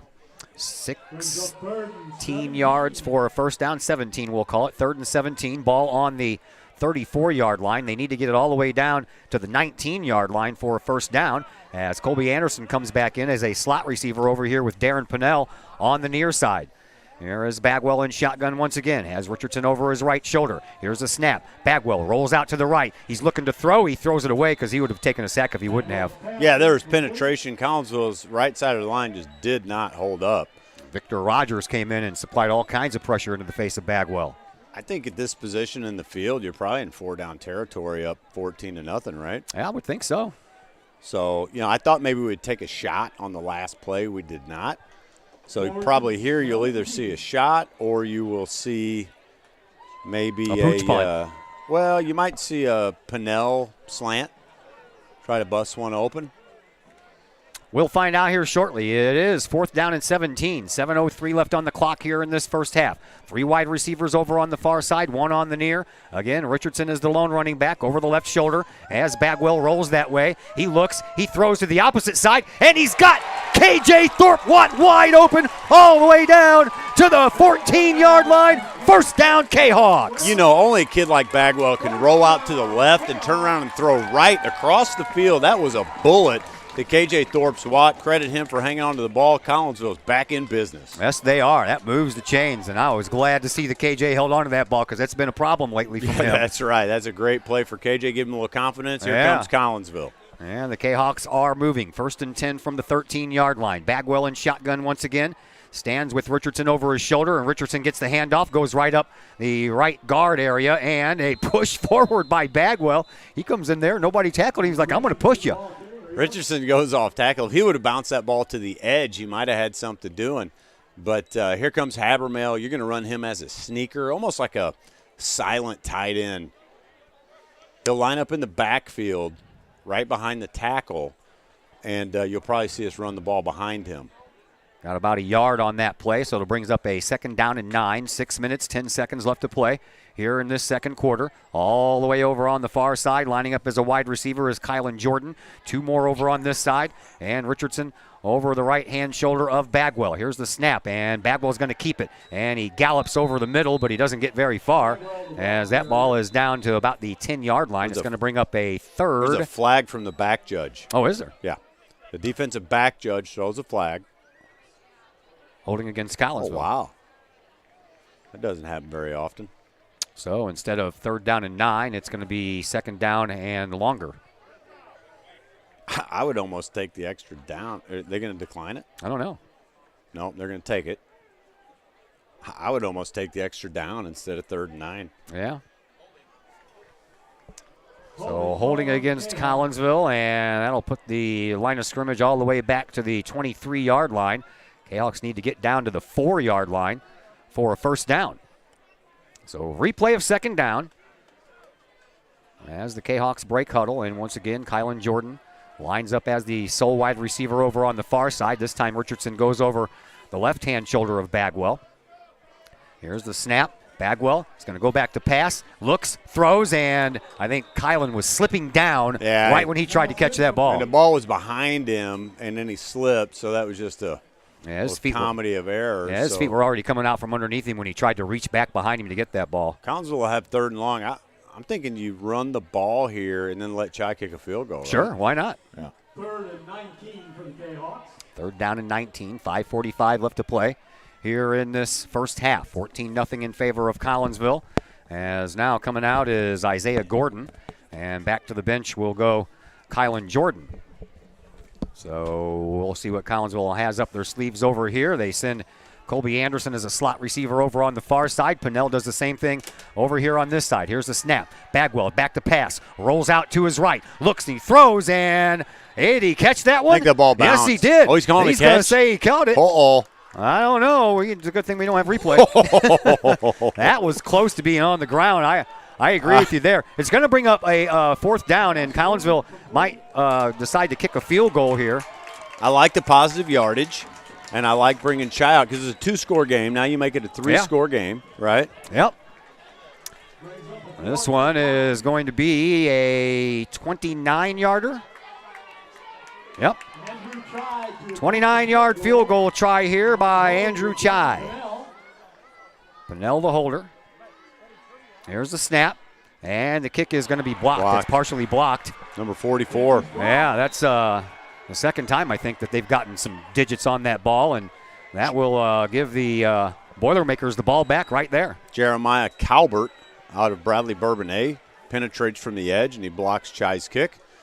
So that will give Bradley-Bourbonnais possession with 5:06 left in the second quarter. Yeah, they have a long way to go. Line of scrimmage will be at the 19-yard line. And we'll see if the Boilermakers can put their offense together here. Collinsville has pretty much stopped them at every corner here so far tonight. Yeah, it looks like Calbert was the same guy, like you said, that got in on that last extra point. 5:06 to go here in the first half. Here is Ethan Cole in shotgun once again. He has Marquise Aaron over his left shoulder, but Cole's going to go back to pass. He throws it down the middle, and that one's caught. That was a nice zipped ball right in there to Neil May. Yeah, that was a great throw, and you know their quarterback's got talent. Habermail had some penetration, but the quarterback stayed in the pocket and made a great delivery for a 1st down for Bourbonnais. 1st down, Bradley-Bourbonnais, and they move the chains, which they have not done a lot of this game. as the clock continues to move with 4:50 to go here in this first quarter. Here is Cole. He's going to go back to pass again. Pump fakes, throws a deep ball down the sideline. He's got a man open, and just at the last minute, Mondre Kroom slides across the ground and knocks that ball out of there. Isaiah Gordon was beat, and Mondre Kroom comes over to help. Thank goodness the ball was underthrown. And, you know, certainly you're going to see Bourbonnais going to the air here, right? They're down 2 scores. They're going to test our corners and safeties. So they're going to have to hold up. Our defensive backs are going to have to get some penetration here from the linebacker. You know, Caleb Barkley had that ball on his shoestrings, and if Mondre Kroom wouldn't have slid across the ground like that and knocked it away, he might have caught that. Here's a snap. And Cole is going to run into some pressure, and he's going to go down. Man, credit Coach Mack on a blitz there to interrupt that pass play for Bourbonnais. I think that was number 4, wasn't it? Thomas Hare? Yeah. Thomas Hare on the blitz. Coach Mack dials up the blitz, and all of a sudden, when Bourbonnais moving the ball, now all of a sudden they're 3rd and 17? Yeah. 16. By the way, I wanted to say a big hello to Coach Tommy Spillane's dad, who is in the hospital watching this game. He asked me to say hi to him during the game, so hope you feel better, and go K-Hawks. Yes, sir. Well wishes to you, and thank you for tuning in. 3rd and long, 3rd and 17. 3:50 left to go here in this second quarter. But Delvin Cross, I think he saw number 14 over here lined up offside, and he was ready for a flag to be thrown, but I think they used a timeout instead. So another timeout here by Bradley-Bourbonnais, and they have 1 left. We will take a timeout as well, and we'll be back here in just a moment on the K-Hawk Sports Network. Hi, Purple and White fans. This is Dan Mode, class of 1989. I'm with New American Funding. Myself and New American Funding are proud sponsors of K-Hawk Athletics. As we have great coaches at CHS on all the courts, fields, and tracks, we like to coach you through the home buying process and refinance process. If there's ever anything we can do, I can be reached at 618-973-5343 or www.danmodeloans.com. Let's support our student athletes at CHS. They deserve the best. Thank you for your time, and go K-Hawks.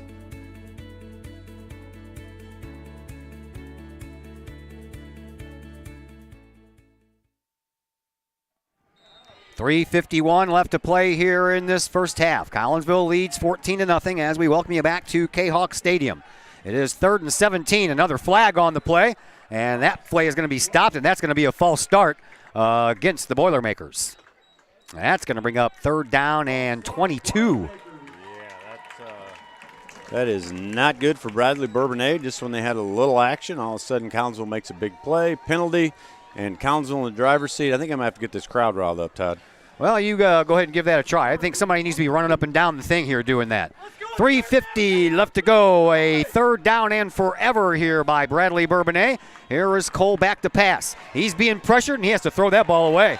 He was trying to string it out a little bit longer to Caleb Barkley, but he got so much pressure, he had to let that ball go too early. Yeah, Collinsville's linebackers and linemen are doing a great job of getting penetration. That's going to force Bradley-Bourbonnais to punt the ball. Boy, I tell you what is that, 3:43 left? Yeah. If Collinsville could score here, that would just be that would be a huge, huge score because they're going to get the ball back. Yep. I think, right? Yeah. In the second half. Yeah, Bradley-Bourbonnais gets the ball to open up the second half of play. Here is Nick Mullett. Once again, standing deep in his own territory. High snap, back at the 5. He'll let it go. It's end over end, and no one's going to be able to catch that one. It takes a Collinsville bounce this time and doesn't go very far after it hits the ground, and the K-Hawks will start this possession in the Boilermaker territory. Yeah, Collinsville back in business here. They take over possession in Bradley-Bourbonnais territory with 3:31 left, trying to extend the lead past a 2-possession lead. Yeah, we almost had that opportunity. Well, we did have the opportunity on that last possession, but a blocked field goal kept the K-Hawks off the scoreboard. And we'll see if they can find their way back into the end zone here on this drive. Empty backfield.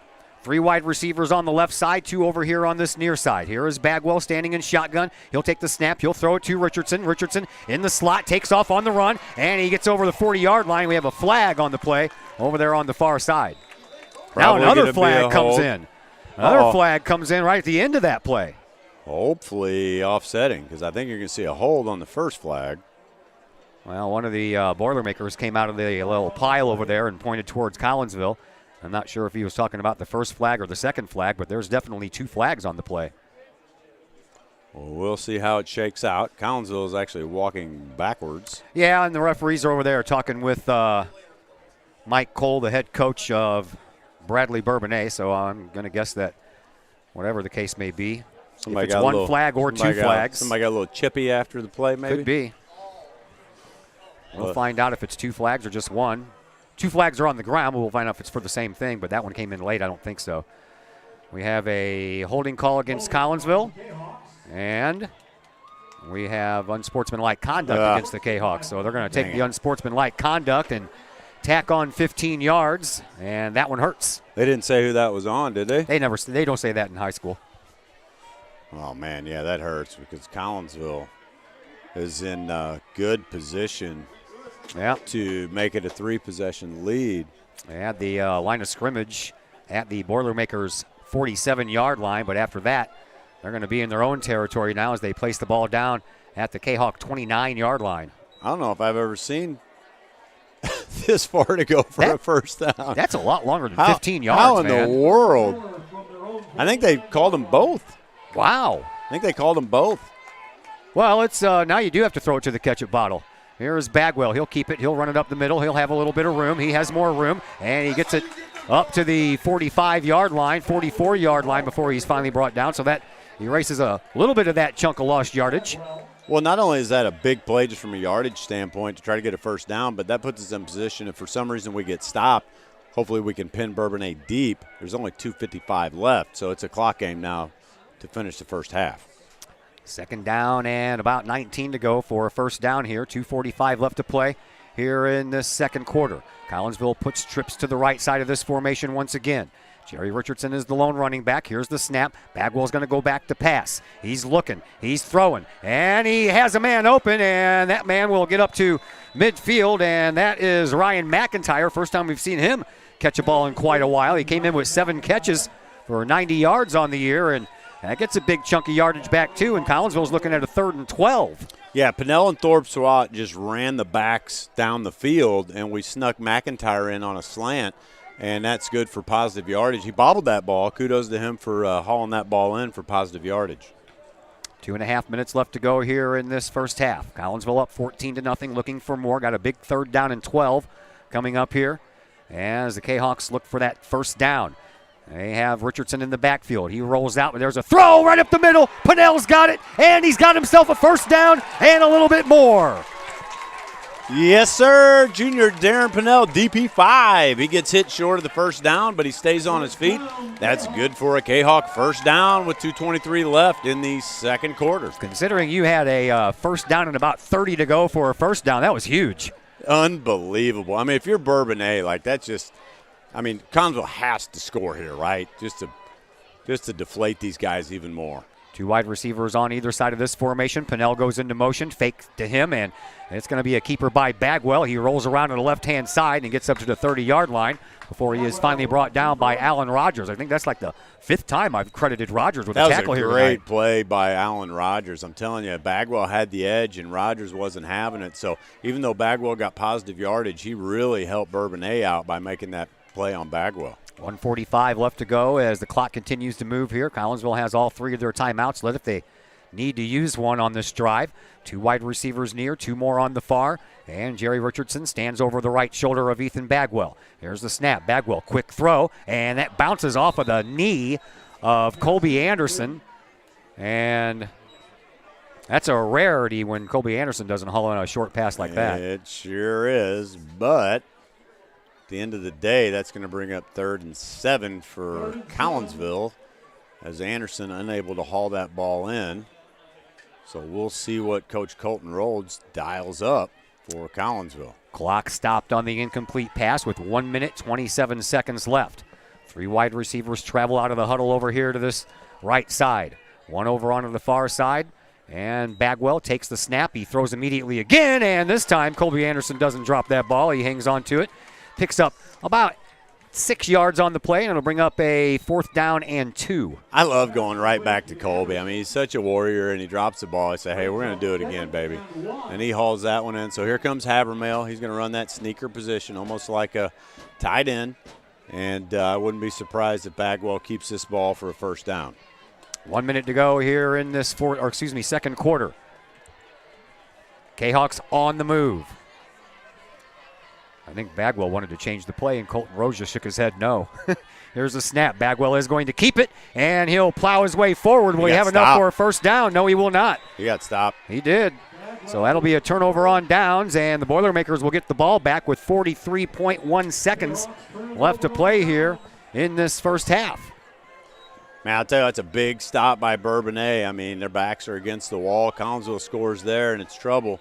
But they're going to have 43 seconds to see if they can move the ball down the field. Seemed like Bagwell kind of didn't start immediately when the ball was snapped to him. He was uncertain. I don't know. I don't think he recognized the formation. He wanted to change the play. Rhodes says no. And at the end of the day, we'll see what Collinsville's defense has dialed up. The artist formerly known as Isaiah, Mr. Zay Norton, getting the play call from Coach Mack. And here we go. 43 seconds left to go here in this first half. Standing in shotgun is Cole. Nobody in the backfield. Here is another snap, and Neil May is back to throw. Now he pulls it down. He's going to get caught from behind by the man that you just mentioned, none other than Zay Norton. Absolutely. Zay Norton makes a good play. But I'm telling you what, they try to do a little deception, a trick play, and Colby Anderson and who was that, Kroom? I believe. Or Isaiah Gordon. I think it was Zay. Were not biting. I mean, they had that receiver covered. Doesn't appear that the Boilermakers want to take another play. They don't have to. Oh, we'll shut her down. As the clock winds down, that'll be the end of the first half of play. Collinsville leading 14-0 on 2 first-quarter running touchdowns by Jerry Richardson and Ethan Bagwell. As now we get you ready for the Woods Basement Systems halftime show. All things basement-y. Woods Basement Systems has been doing their thing since 1986. If you have some basement-y things that need to be taken care of, give Woods Basement Systems a call at their headquarters in Collinsville, 618-708-4055. 14-0 in favor of Collinsville as the Woods Basement halftime show is here on the Kahok Sports Network.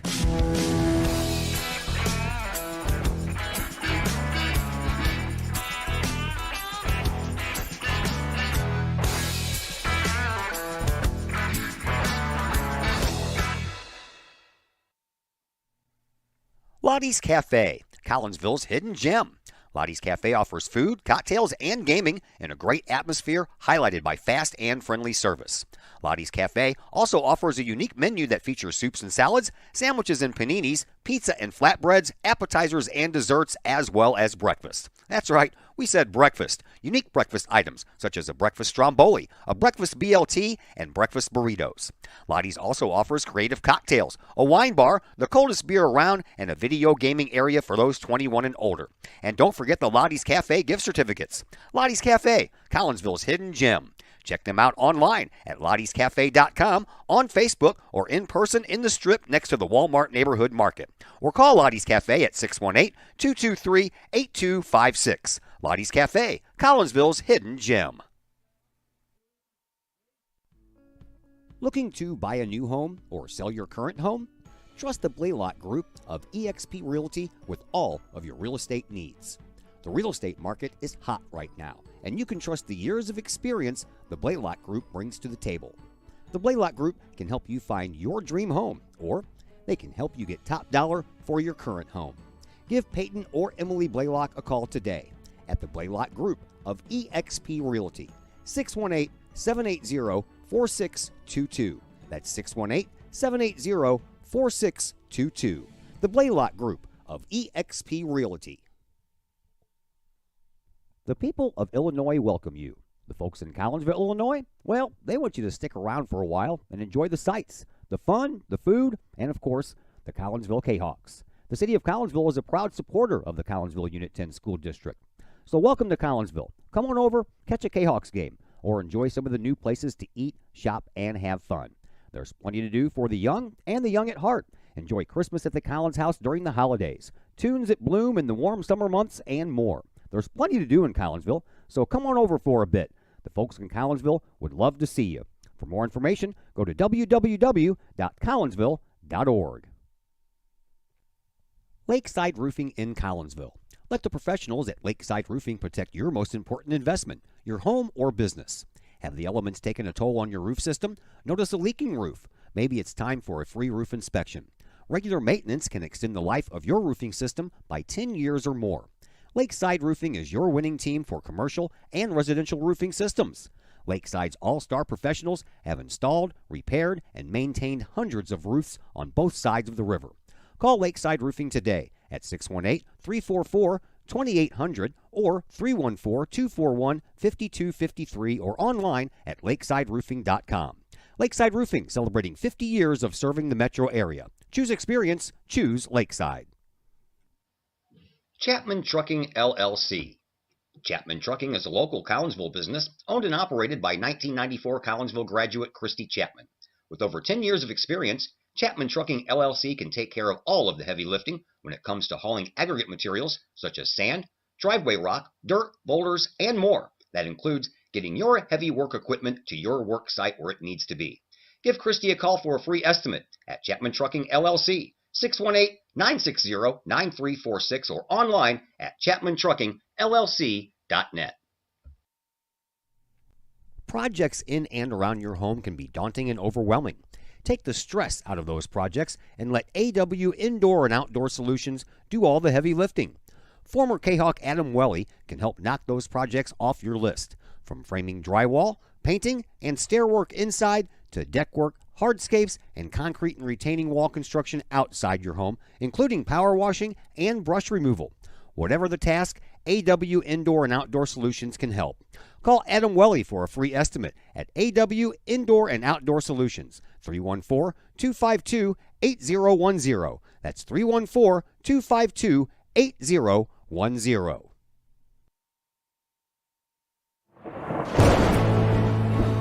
I couldn't ask for a better agent, for a better company in a disaster where you have no idea where to start. I learned that there's not a given in life. It takes a team. There's people that are going to watch out for us and they care. It's been pretty stressful. Once we saw Lori and got our plan, it's like a huge weight lifted. In Collinsville, call Scott Allen at 618-346-1500. Calling all sports fans. Looking for a great place to watch the game with your crew? Look no further than the Lucky Fox Sports Bar in Caseyville. The Lucky Fox shows Collinsville Kahawk sports on the big screen, plus UFC fights, boxing, Cardinals and Blues, and all of the NFL games with the NFL ticket and enough TVs that you'll be sure to find the game you want. And the food? How about Taco Tuesdays, Wing Wednesdays, plus burgers, sandwiches, pizza, steak, and more, including great drink specials and the coldest brew in town. And don't forget to try your luck at the Lucky Fox Gaming Room. Dine in and catch a game, or order carry-out with the Lucky Fox. The Lucky Fox Sports Bar, 1101 Caseyville Road, right across the street from Kahawk Stadium. Open daily at 11 a.m. Check out the Lucky Fox Facebook page for daily specials. The Lucky Fox, 618-855-9500.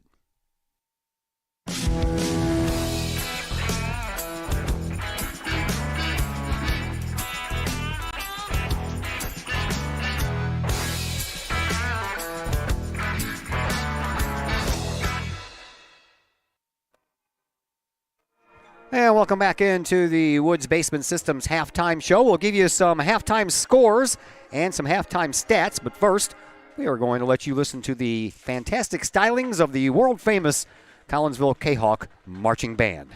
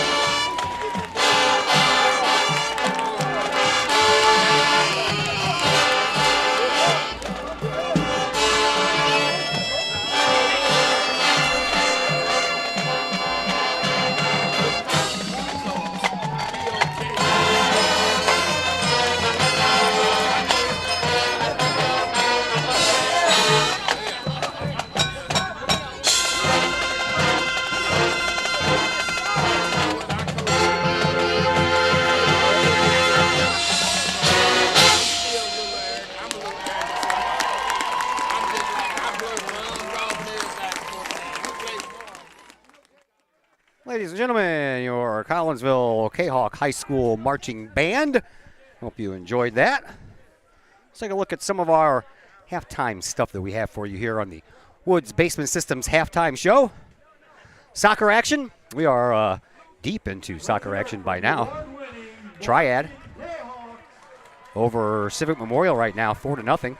Altoff defeated Wheaton Academy by a final of 4-1. I believe that was a sectional. I'm not sure. Edwardsville and Joliet West. That's a 1-1 game into overtime. And in football, South Elgin right now with a 7-6 lead over Belleville East.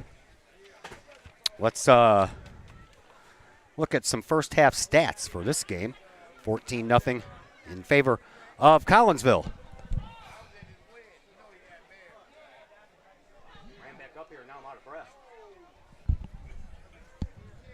Sorry, folks.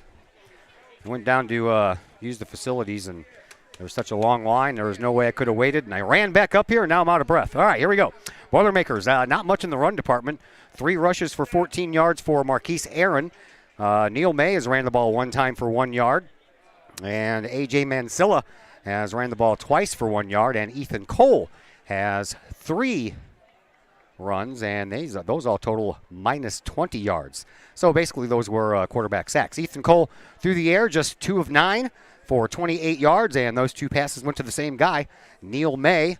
And the penalties, 4 have been thrown against the Boilermakers for 22 yards. For Collinsville, Jerry Richardson has gained 39 yards on 12 carries. Ethan Bagwell has ran the ball 9 times for 73 yards. Through the air, Bagwell is 11 of 17 for 128 yards. Colby Anderson has caught 4 passes for 52 yards. Darren Pinnell has caught 4 passes for 37 yards. Jerry Richardson has a catch for 12 yards. Ryan McIntyre had that 1 catch for 7 yards, and Collinsville has been penalized 3 times for 34 yards. And, of course, Jerry Richardson and Ethan Bagwell both have rushing touchdowns. That is a look at your Woods Basement Systems halftime show. We will take a break here, and second half action will be coming your way here in just a little bit on the Kahok Sports Network.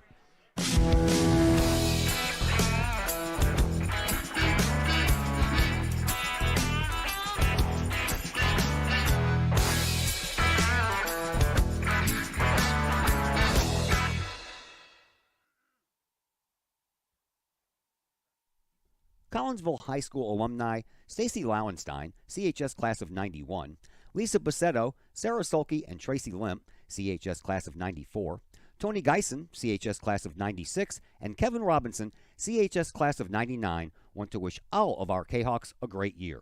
We look forward to cheering you on and supporting you.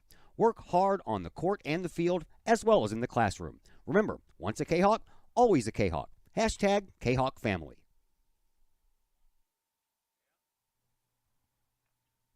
Financial investments are very important, but so are the investments of time, patience, and encouragement our young athletes receive from their coaches, teachers, and mentors. Jason Regg, your Collinsville Edward Jones financial advisor, understands this. That's why Jason Regg is a proud sponsor of your Collinsville Kahawks on the Kahok Sports Network. For all of your investment needs, see Jason Regg at his Edward Jones office at 1008 Vandalia Street in Collinsville, or call Jason at 618-344-0252 or visit edwardjones.com. Edward Jones, member SIPC. Todd Duke here, proud member of the Collinsville Educational Assistance Association. Whether you call us teachers' aides, paraprofessionals, or educational assistants, it all comes down to one thing: taking care of students. More importantly, your student.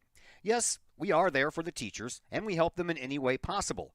But our goals are in line with our teachers, in that we want to see our students succeed at not only being a student, but well beyond that, as we ready them for the world outside of the classroom. We are Union Strong. We are Kahawk Strong. We strive to help students reach their potential. We are the Collinsville Educational Assistance Association. Go Kahawks! Herald Square and Cold Herald, two great additions to the Collinsville landscape. Next to the Old Herald Brewery and Distillery, Herald Square is the new outdoor multi-use event space in Collinsville. Concerts, fun and games, farmers markets, and so much more. Herald Square, a great space for Collinsville's future. And just off of the square's turf, Cold Herald, old-fashioned scooped ice cream, gelato, house-made recipes, and premium-sourced products. If you're over 21, ask about the good stuff at Cold Herald. Watch Collinsville grow. Herald Square and Cold Herald, only in Collinsville, Illinois. Are you looking to update the appeal of your home's interior? Look no further than Hayden Interiors, LLC. Hayden Interiors, LLC is owned and operated by former Kahawk graduate Nick Hayden. Hayden Interiors, LLC will help you get that new look that you want for your home. Flooring, baseboards, doorways, as well as interior renovations or interior additions, kitchen, living room, bedroom, hallways, basements, stairways. Let Hayden Interior LLC help you find the look that you want. Call Nick Hayden today at Hayden Interiors LLC, 618-772-6790 for your free estimate. Hayden Interiors LLC, on budget, on time, every time. That's Hayden Interiors LLC. Call Nick at 618-772-6790. Collinsville Barbecue Supply, home of Code 3 Spices, is first responder owned by proud Kahawk alums. Located at 302 East Main Street, Collinsville Barbecue Supply is one-of-a-kind barbecue headquarters that focuses on everything barbecue and cooking, providing the best American-made barbecue grills, in-person class instruction, smokers, rubs, sauces, accessories, and cooking expertise from professional barbecue experts, including an in-house chef and pitmaster.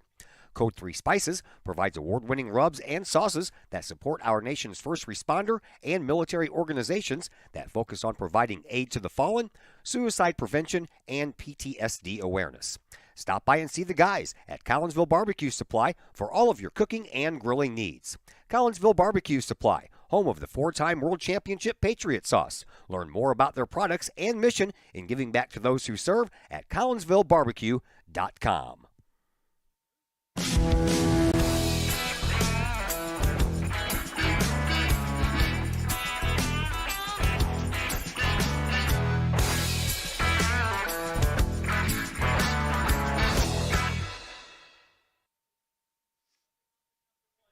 Once again, we welcome you back to Kahok Stadium here on the campus of Collinsville High School. Todd Duke.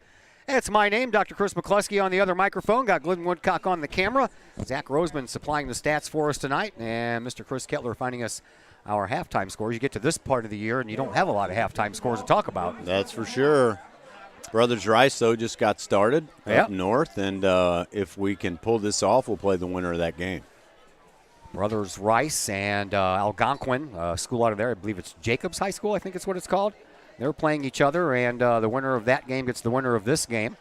And Collinsville is the number 8 team, and I believe Algonquin is number 9. So if both of those teams win, both of those teams are hosting games tonight. So if that happens, Collinsville will get a second home game in a row. Yeah, that'd be great, wouldn't it? It sure would be. All right, here we go. Second half about ready to get underway as Andrew Chai kicks off. Once again, Caleb Barkley and Neil May are deep, and it's going to go over all the way to May. He bobbles it, but he picks it up at the 15-yard line, comes up, and boy, oh boy, I tell you what, that was a touchdown-saving tackle there by Montre Kroom because May would have been gone. He was off to the races. Credit 77, Montre Kroom. You're exactly right. That was touchdown-saving. And, up 14-0. We had 2 chances to score in that first half to make it a 3-score game, and we didn't do that. So this first drive of the second half is huge for both teams. Sure is. The Boilermakers come back out. First down from their own 35-yard line as we begin here in the second half. Here is Cole. He'll hand the ball off to Aaron. Aaron, he goes up right tackle, and he'll get about 5 yards on the play before he's brought down. That'll bring up a second down and 5 for Bradley-Bourbonnais.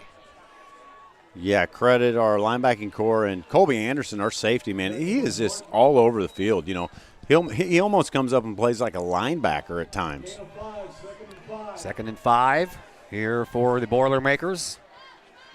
And once again, Ethan Cole in shotgun. He'll have Marquise Aaron go from one side to the other side, and he'll get the ball and run it up that left side. And this time he'll run into a little bit of a problem. And did we have early whistles on that play? Again, that's Colby Anderson filling from the safety spot.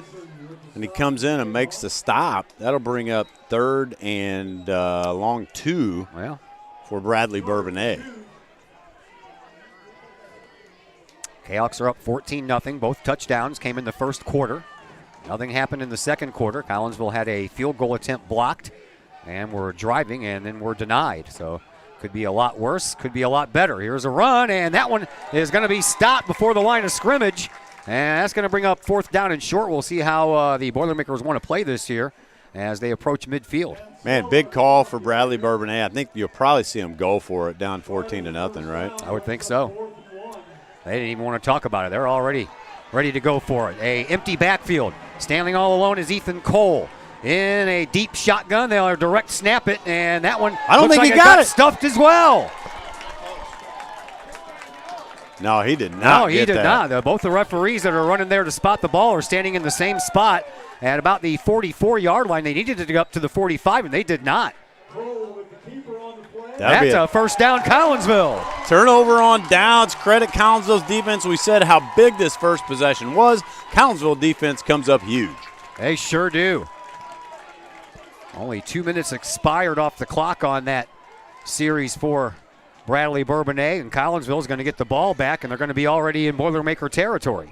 And now a late flag comes in from the sideline. Somebody over there used their mouth, and that probably was ill-advised. There was no Collinsville player anywhere near, and so that's going to be a personal foul, probably on the Bourbonnais player coming off the field, jawing the umpire or the side judge. Yeah. That's going to be unsportsmanlike conduct. They're going to call a sideline violation. Oh. So well, we'll take it. They're not going to march off any yards, though. I think it's just going to be a warning. Oh, warning. There you go. Because he held up the number 1. He's like, that's their first warning. All right, so Collinsville gets the ball, 1st and 10 from the opponent's 44-yard line. Bagwell in shotgun. Richardson stands over his left shoulder, and there's an offside call. Wow. A little hard count by Bagwell and a free 5 yards. Goes with the hard count on 1st down, man. I'll tell you what, and credit our offensive lineman for staying put. And that'll give Collinsville some positive yardage here as we start our first possession of the 3rd quarter. So, how about a 1st down and 5? How's that sound? I like it. Yeah. 2 wide receivers on either side of this formation. Again, Richardson remains the lone running back. He stands over the right-hand shoulder of Bagwell. Bagwell in shotgun. And the snap and a handoff. Nope, he's going to pull it right back out of Richardson's hands, does Bagwell. And he barrels forward and got about 5 yards. All depends on the spot. Jerry said, give me that ball. I know. Ethan said, no, sir. No, I'm taking it back from you. No, sir. It's my loaf of bread, not yours. That puts Collinsville. That's a first down. They called a first down. They did. Good. They called a first down, so needed 5, got 5. 10 minutes to go here in this 3rd quarter. Collinsville up 14-0, looking for their very first ever playoff win in program history. Bagwell in shotgun once again. Anderson goes into motion. Here's the snap. Handoff goes to Richardson. He gets around one, uses a stiff arm, gets around another, and then he gets pushed out of bounds. And that's going to be a gain of about 6 on the play, so it'll bring up a 2nd down and 4. Yeah, again, credit Richardson. I mean, he stopped in the backfield. Well, not stopped, but he's hitting the backfield, and he just keeps on pumping. And, you know, Collinsville has shown the ability to run the ball against this Bourbonnais team, so I like that we're keeping the ball on the ground and just ground and pound, and let's see if we can poke it in the end zone here. Yeah. Kahawks have been very successful on the ground this year. As we bring up a 2nd and 6. After a gain of 4 on the play. Same formation. Anderson in the slot near side. Pinnell over on the far side. Anderson goes into motion. Here's the snap. He jumps it right to Anderson, and Anderson's going to run into trouble immediately, and he'll lose a yard. Yeah, Bourbonnais' defensive line gets penetration. We've got a player down for Bourbonnais on the far side of the field. Looks like he's going to be able to get up. Yeah. That's a little help there from KJ Thorpe-Watts. Yeah, good sportsmanship there. That'll bring up 3rd and 7 for the Kahawks. There's Victor Rogers, who got up a little gingerly there. Thorpe's Watt and Pinnell go over onto the far side. Over here on this side, all by as lonesome as Isaiah Gordon. Bagwell in shotgun. Takes the snap and runs forward. He's got some room until he runs into a player, and he gets close to the 1st down, but he's going to be about a yard short. Man, I'll tell you what, though, he got stopped about 4 yards short, and he kept on pumping. So that's going to put Collinsville in business. They're going to have 4th and short. Oh. 4th and about a yard and a half here. Surprised on that spot, but at any rate, Collinsville here with a big 4th down, just like Bourbonnais had last series. So we'll see what happens here with 8:32 left. That darn goalpost gets in my way. Always in the way, isn't it? Always. All right, 3 wide receivers over here on this near side. Bagwell and Richardson, the only ones behind the line of scrimmage. Here's a throw, and it's going to go to Pinnell, and he's going to lose yardage. He won't get there. That'll be a turnover on downs. Man, surprise Collinsville. They tried to kind of do a misdirection. Everybody thought we were going to run. We passed the ball, and that's 2 turnovers on downs for both defenses here to start the 2nd half. Sure enough is. Defensive stops on both sides of the ball. 8:13 left to play here in this 3rd quarter. Collinsville leads 14-0 on the strength of 2 first-quarter touchdowns. Nothing since then on either side. So here comes Bradley-Bourbonnais. They'll have the ball on their own 27-yard line. Ethan Cole comes back out. By the way, Ethan has also rushed for 6 touchdowns this year, and he broke the school single-game passing record with 352 yards through the air in that win over Lincoln Way West back on September 16th. So he can put it up in the air. He goes out and rolls out to his left. He's looking. He throws while he's on the run, and he had a man open, but unable to come down with that ball was Caleb Barkley over there on the sideline. He was being covered closely there by DP5. Well, and DP5 laid a solid hit on the Bradley-Bourbonnais receiver. He has not got up yet. No, he is well down on the wishes ground. to that young man. Over there on the sideline. So we have a injury timeout. We will go ahead and take a timeout as well, and we'll be back here in just a moment on the Kahok Sports Network.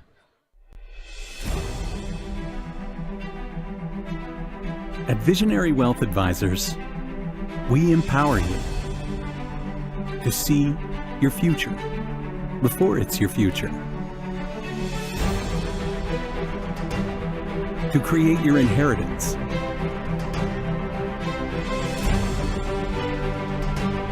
To build your vision. To anticipate the known and unknown. And to find potential in both. And build new dawns. Visionary Wealth Advisors. Visit Brad Keene at his Collinsville office at 106 North Clinton or call 618-467-8420. Keep your ride shiny and clean with Extreme Details Vehicle Detailing in Collinsville. Owner Jay Merkel and his crew at Extreme Details believe in the value of community and in helping their community hold the value of their vehicles with a sharp-looking, clean ride that you and your community can be proud of. Extreme Details can handle any job, whether you drive a small car, an SUV, or even a bus or RV. No job is too big or too small at Extreme Details. Extreme Details offers scratch and oxidation removal, no matter what you drive: cars, trucks, motorcycles, boats, and more. Plus, Extreme Details can handle fleet vehicles for you and your company. Call Jay and the gang at Extreme Details at 618-977-1224. Check for periodic specials on the Extreme Details Facebook page. Put the shine in your ride with Extreme Details, 618-977-1224. Cafe Agape serves up some of the best sandwiches, burgers, pork steaks, meatloaf, fish, and more in Collinsville. And yes, they still cater. Wedding receptions, luncheons, business meetings, and much more. And Cafe Agape is your destination for all of your holiday and party favorites, both main courses as well as delicious sides. Cafe Agape in Collinsville is the only place to pick up a Kahok sandwich or dog and the new Flamin' Kahok sandwich. Cafe Agape, check them out at 703 St. Louis Road. Give them a call at 345-CAFE. That's 345-2233. And don't forget to tell them Stewie sent you. Welcome back once again to Kahok Stadium. Caleb Barclay did get up under his own power and leave. Didn't have very far to go. He was over there on his own sideline, but it was nice to see him get up and walk away from it. Yeah, absolutely. So it's a 2nd down and 10 here for the Boilermakers. Ball on the 27-yard line.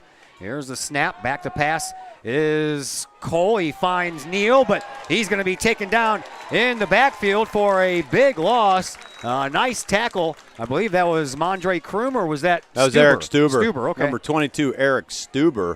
Huge play in the backfield. I mean, you know, that was open field, right? Oh, yeah. If he gets by Stuber, you don't know what's going to happen. And Stuber was having nothing to do with it. So 3rd and 15. Loss of 4 on the play.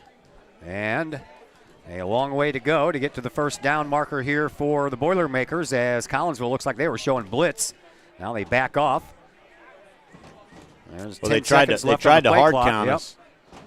They're probably going to take a timeout, you think? Nope. Yeah, there they go. Snap. And there back they go. to pass is Cole. He'll throw it down the middle, and he's got Neal open. And, oh, boy, I tell you what, if it wasn't for a shoestring tackle there by Darren Pinnell, Neal would have been gone. Oh, boy. Danger zone for the Kahawks. Great ball by Ethan Cole. And that's the Ethan Cole that we thought we were going to see tonight. I mean, that was a great ball, and thank goodness Darren Pinnell made that shoestring tackle. There's the snap. This time, Cole rolls out to his right, looks near sideline, throws near sideline, and is almost picked off by Isaiah Gordon. Man, that was a great play by junior cornerback Isaiah Gordon, number 20. He was all over that receiver, and big play by Gordon. That was intended for Luke Allen, as he'll probably take the place of Caleb Barkley while Barkley gets tended to over there on the far sideline. One wide receiver over on the far side, that is Neal May. 2 more over here. One of those is Allen, and one lone step back stands over the right-hand shoulder of Cole. Here is Cole, pump fakes, throws deep down the far sideline, and Pinnell blanketed that wide receiver, which is Neal, and he didn't move a step, did he? No, Pinnell's all over the wide receiver. Credit our cornerbacks tonight. They are really all over these receivers, and you know that Bradley-Bourbonnais is going to go to the air all second half. I mean, they have no other option. So 3rd down and 10. Well, here we go. See if we can maybe run a blitz and get to the quarterback, huh? Marquise Aaron, he's the running back, stands over the left shoulder this time of Cole.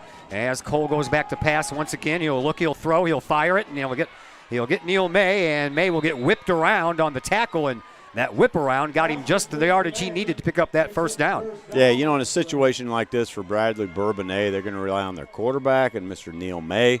So it's going to be mano y mano. You know who they're going to go to. We'll see who can hold up. Fresh set of downs here for the Boilermakers as they're into Kahok territory. Here is Cole. He'll hand the ball off this time to Aaron. He'll go up the middle, and he has positive yardage. He'll pick up about 8 on the play. It'll bring up a 2nd down and 2. Yeah, still no turnovers in the game here tonight. And I said coming into this, if Collinsville can win the turnover battle, we'll be in good shape. So turnover here on this possession will be huge for Collinsville. 2nd down, they're going to call it 3 on this play as once again Cole is in shotgun and he takes the snap. He looks to throw and he overthrows everyone. His intended receiver there was Tyran Bender, and that went about 10 feet over his head. That was airmail. Yeah, it was. So that will bring up 3rd down and about 4 to go here for a 1st down. Yeah, 4-down territory for Bradley-Bourbonnais, down 14-0. So Collinsville will have to stop them twice to get the ball back. 6:11 on the clock after the incomplete pass stops it. Cole once again stands in shotgun. 2 wide receivers on the near, 2 on the far. Aaron is the lone running back. Here's the snap. Back to pass is Cole once again. He'll step up and try to run it, and he'll toss it down the field. And did that bounce? That's a flag on the play, but did that bounce? Nope, it did not. They're going to call it a complete pass, but we got a flag on the ground, and that's usually in the territory of offensive holding. Maybe an illegal receiver downfield. I don't know. The side judge threw that from nowhere. Yeah, it could be because he was on the run, and they might have that's going to be a hold. You're right, holding. Yeah. Well, big penalty for Bradley-Bourbonnais, right? I mean, they're in business, and now all of a sudden you back them up. Collinsville needs to cash in on that penalty here. It was 3rd and 4. Now it's going to be 3rd down and about 14 here for a 1st down. Now they're going to put it down, and it'll be 3rd and 12. So 3rd and 12. Ball sitting on the Kahok 44-yard line. Big 3rd down play here coming up for both teams. Boy, it certainly is, and here we go, Todd. 2 wide receivers on either side of the formation once again. Here's the snap. Cole back to pass. He's being pressured, and he's going down. Oh, he throws the ball up. That should be a intentional grounding call or something, right? Do they have that in high school? I think so. It should be. Yeah, because he didn't get that ball anywhere near a wide receiver. He was definitely not outside of the They're going to talk tackles. it over. They're going to talk it over. Yeah, I think that's intentional grounding. And they should definitely throw that flag. At any rate, it's going to bring up 4th down and very long as he was sacked all the way back at the Boilermaker 45-yard line. So we'll see what the referees come out after they talk about this for a moment, see if they want to assess that intentional grounding penalty. Yeah, unless he was throwing it to a lineman, there was nobody there. I think linemen are ineligible receivers, aren't they? Right? Yeah. So it looks like they're going to walk away from this and they're not going to throw a flag. Yes, they are. Oh, they're going to call a penalty against Collinsville. What? What in the world? For what? I have no idea. Oh, my. That's going to take it all the way up to a 3rd and 2. For what? I have no clue, man. They didn't even call it. They called holding. Oh, my. They had to talk about a holding call? That's unbelievable. And there was no chance of a completion. No. Oh, I don't even know about that call. At any rate, come on, down defense. And 2. Come on, defense. Here is Cole. He's going to hand the ball off, and a 1st down will be had by Aaron. So that's unbelievable. I don't understand it at all. Why do you need to gather and talk about a holding call? Those are usually automatic. He held. Let's go. Well, it was a broken play. I mean, there was not I didn't even see a flag on the field. There was not even a potential receiver available. I didn't even see a flag on the field, to tell you the truth. So anyway. Well, here we are. All right, 1st down and 10. As the Boilermakers look to hit that end zone, long pass into the corner, and that's going to be pass interference. Yeah, for sure. Yeah, that's a good call. Unfortunately, Gordon did not turn around to look for the ball. Didn't turn around. He was waving his hands in his face and everything. He did not look for the ball. That is a boy, that makes that holding penalty that much worse. I am shocked. I am too. I just don't understand it because there wasn't a flag thrown on the play at all. Should have been a sack. Should have been intentional grounding, and they holding on Collinsville. Wow. I'm surprised they didn't call him already down because he was almost on his back when he threw that ball. Unbelievable. That's a huge call. It was. Well, here goes Collinsville's defense. Their backs are against the wall. On their own, what's it going to be? Looks like they got the ball down on the 10-yard line? 15-yard line. 15-yard line. Yeah, referee standing in the way. Yeah. All right, 5:26 to go here in this third quarter.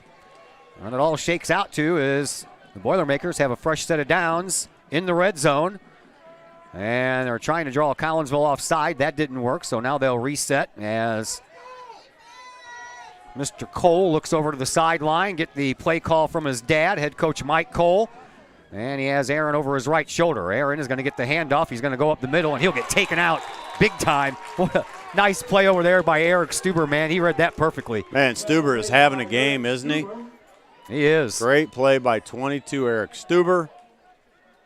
No gain on the play. 2nd down and 10 coming up for Bradley-Bourbonnais. 5 minutes to go here in quarter number 3. Collinsville, on the strength of back-to-back touchdowns on their first 2 possessions, still maintain that lead, but the Boilermakers are threatening here. 2nd down and 10 from the Kahok 15-yard line. Once again, Cole looks over to the sideline, has his play, backs back up. This time Aaron moves from right to left. Here's the snap. Cole back to pass. He throws, and he throws it a little high. That was intended once again for Luke Allen, but that went over the left shoulder of Allen. Yeah, and it was good coverage by junior Isaiah Gordon. Even if the ball hit him in the hands, Gordon was going to pop him. There was no chance on positive yardage on that play. Stops the clock with 4:38 left to play here in the third quarter. Brings up a 3rd down and 10 for Bradley-Bourbonnais from the Kahok 15-yard line. 2 wide receivers tucked in close together over there on the far side, spread out over here on this near side. Aaron remains the lone setback. Here is Cole in shotgun. Back to pass. He looks. He throws. Almost stepped in front of him. DP5 did, but that ball ends up being complete to Neil May, and that is going to be not far enough for a 1st down, so it's going to bring up 4th and about 2 to go here, or 3 for Bradley-Bourbonnais. Yeah, good ball by Ethan Cole. A little comeback route.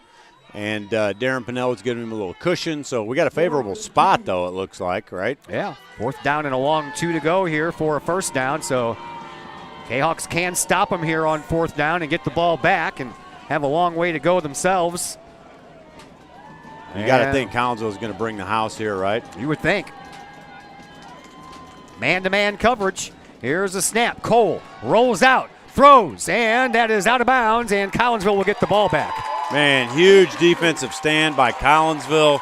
You know, it looks like we're going to have a turnover on downs. There's a penalty nobody understands, and these guys held strong. What a great stand by Kahok defense. You are not kidding there, man. 4:26 left to play here in this third quarter. Collinsville will get the ball back, and they'll have it on their own 7-yard line. Yeah, now Collinsville just needs to get 1st downs, right? Yep. We need to chew clock and get 1st downs, run the ball, get 3, 4, 5 yards each down, and stay in the driver's seat here. Bagwell and Richardson will stand in the backfield right on the goal line. 4:26 left to go here in this third quarter. 1st down and 10 for the Kahawks. Here's the snap. Bagwell is going to go back to pass. He's going to launch a deep one downfield, and that one should be pass interference as well. Oh, my lands. I mean, he's all over him. Wow. That was, I'm telling you, man, there were guys on both sides of Pinnell touching him and grabbing him. And there was a receiver. And there was no throw of a flag at all, yeah. I don't get it, but and anyway. The ball was catchable. That's incredible. Yeah, 4:17 left to go. We hear that Brother Rice is up in their game already, 14-0. The winner of that game gets the winner of this game next week, either Friday or Saturday. 4:17 left to play here in this third quarter. Clock stopped, and it's 2nd down and 10 here for Collinsville. 2 wide receivers on both sides of the formation. Here's the snap. Bagwell, he is going to roll out, and then he's going to change his mind and head back up toward the middle. He gets over the 10-yard line, and they'll mark him down at about the 9-yard line. Well, not what Collinsville wants here. Up 14-0. You want to gain yardage and chew clock And I agree, that was a pass interference all day long. On that first initial pass play, we didn't get it. So Collinsville, I mean, it's a huge third down play. Yeah, only a gain of 2 on that quarterback keeper by Bagwell, so it's 3rd down and 8.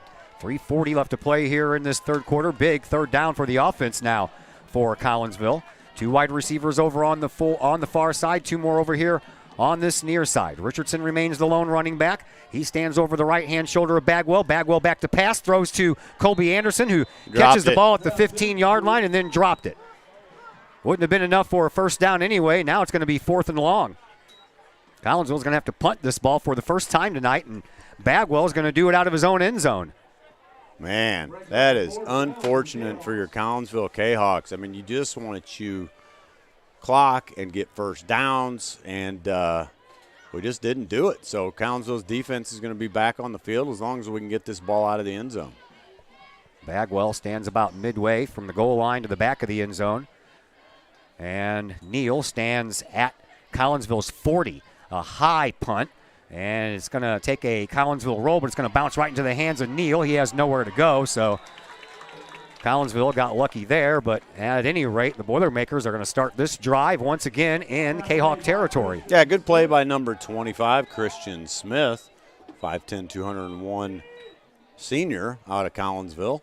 And that will put Collinsville's defense back on the field much sooner than we had liked. Yes, that's for sure. 3:15 left to play here in this third quarter. Boilermakers will have the ball, 1st and 10 from Collinsville's 44-yard line. The only good news is the Boilermakers on offense are really taking their sweet time. So they're chewing clock, and that may prove to their detriment. Yeah. 1st and 10 Boilermakers. So here comes Ethan Cole once again, and he'll have Marquise Aaron over his left shoulder. 2 wide receivers over on the far side. Now they tuck a tight end in there over here on this side. That is Liam Peterson, and a delay of game call will help Collinsville out, and that ball will be backed up 5 yards. And they'll place it down at the old 49-yard line. Well, Collinsville up 14-0. There are 3 minutes and 15 seconds left in the third quarter, and here comes Bradley-Bourbonnais. There goes Neil May in motion. Here's the snap, and Cole's going to step up, and that ball got knocked out. That is incomplete pass. Now we have a flag on the play.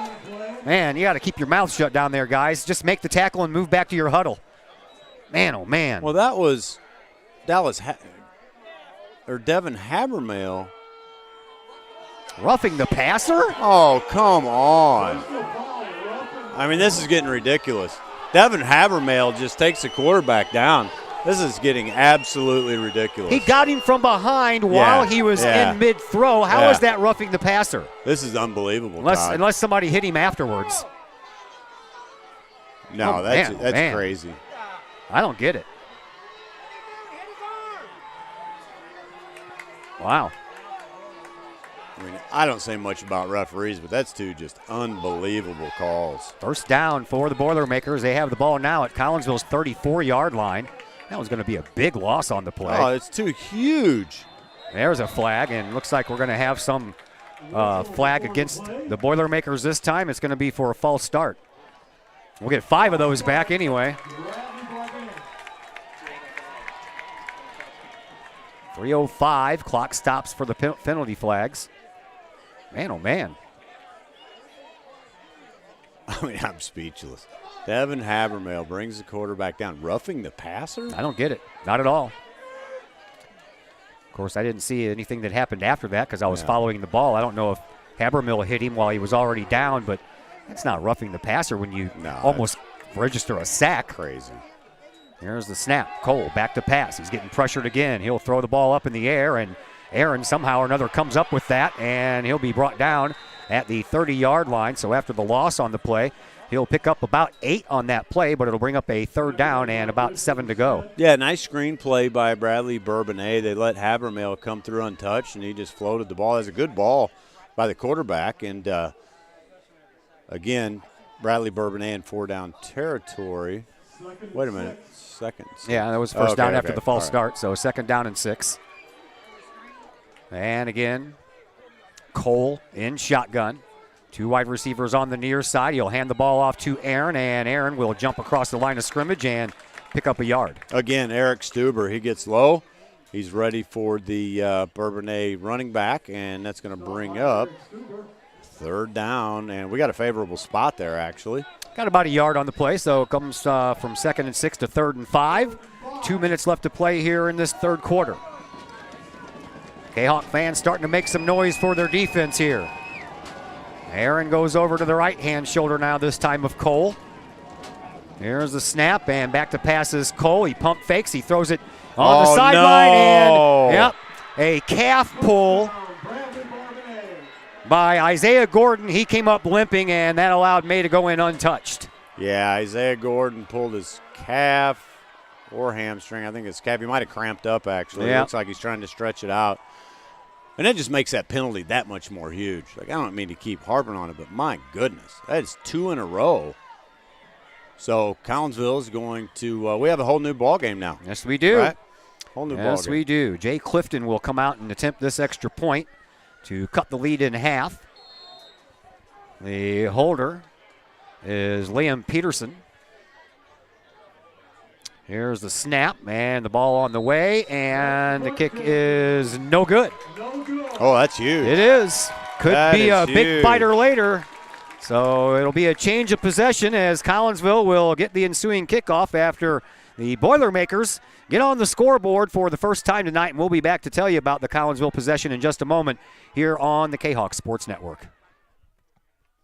Mike's Automotive in Collinsville is a T3 certified tire dealer and so much more. Sure, Mike's Automotive has tires. They can also help with making sure your entire vehicle is road ready, from belts and hoses to preventative maintenance like oil changes and tire rotation. Plus a lot more than that. Mike's Automotive has 3 locations to choose from. Mike's Automotive in St. Louis and Millstadt, and Mike's Automotive in Collinsville at 1150 St. Louis Road, just blocks from the high school. Or call Mike's Automotive at 618-345-0611. Mike's Automotive in Collinsville. 14-6 in favor of Collinsville. There's a minute 45 left to play here in this third quarter. And once again, Jay Clifton will handle the kickoff duties. We haven't seen him out there until that extra point kick, and last time we saw him out there, he was kicking off to start the game. Here's a high kick. It's going to take Pinnell back to the 1-yard line. Darren comes up, cuts through the middle, puts on the brakes, and then he's going to get smacked, and Collinsville's possession will start at the 15. Yeah, good coverage by Bradley-Bourbonnais, so that'll give Collinsville the ball with a minute 39 left in the third quarter. And oh man, a bit of a change here as Collinsville did really well on their first 2 possessions of this game, got 2 touchdowns out of it, and their offense has gone cold since then. Yeah, they really have, and the defense has held up pretty well, a couple untimely penalties, but hey, we're still in the driver's seat, right? If Collinsville just goes back to the running game, we can run the ball up against these guys, march the ball down the field and score, we should be in good shape. All right, Kahawks break huddle. Bagwell back in shotgun. He has Richardson over his right shoulder, or make that his left shoulder. 3 wide receivers over here on this near side. Here's the snap. It's going to be a handoff to Richardson. Richardson goes up the middle, and he'll pick up about 2 yards before he's finally brought down. So Bourbonnais' linebackers fill in nicely and stop Richardson with just over a yard gain. It'll bring up second and either a long 8 or short 9 for Collinsville. We'll call it a yard on the gain. More like a yard and a half, so we'll call it a second down and a long 8 to go here. Wide receivers, 3 of them come over here to this side, numbers 2, 3, and DP number 5. There's Bagwell in shotgun. Has Richardson over his shoulder. Bagwell's going to keep it this time. He comes up this left-hand side, has some room, and he'll finally be taken down at about the 23-yard line. Looks to have just enough for a first down. I think he got a good spot there. It is a first down. That's where Collinsville just got to keep the ball on the ground, chew up clock, move the ball down the field, and make this a 2-score game. That's the key here. Sure is. 40 seconds left to go here in this third quarter. Kahawks break huddle. Two wide receivers on the far side, just one over here on the near side. They brought in Devin Habermill as a blocker, and they're going to drop the ball as Bagwell. He's going to roll, and he's trying to get out of it, and he can't. That's going to bring up a second down and about 17 after a loss of 7 on that play. Yep, little, I don't know if it was a bad snap or a fumbled snap by Bagwell or the center, but that's going to bring up 2nd and long. That's just what Bourbonnais needed here at this stage in the game. That's going to bring us to the end of the 3rd quarter. Yeah, Kahawks will not run another play here. They'll let the clock run out, and that'll be it on the 3rd quarter, 4th quarter. That'll be coming your way next after we take a little bit of a timeout here on the Kahawk Sports Network. Got vinyl? Rich's Record Emporium in Uptown Collinsville can take care of all of your vinyl needs and more. You can peruse through thousands of records, from country to hard-to-find jazz, and classic rock is always in stock at Rich's Record Emporium. Used vinyl, new vinyl, and hard-to-find vinyl.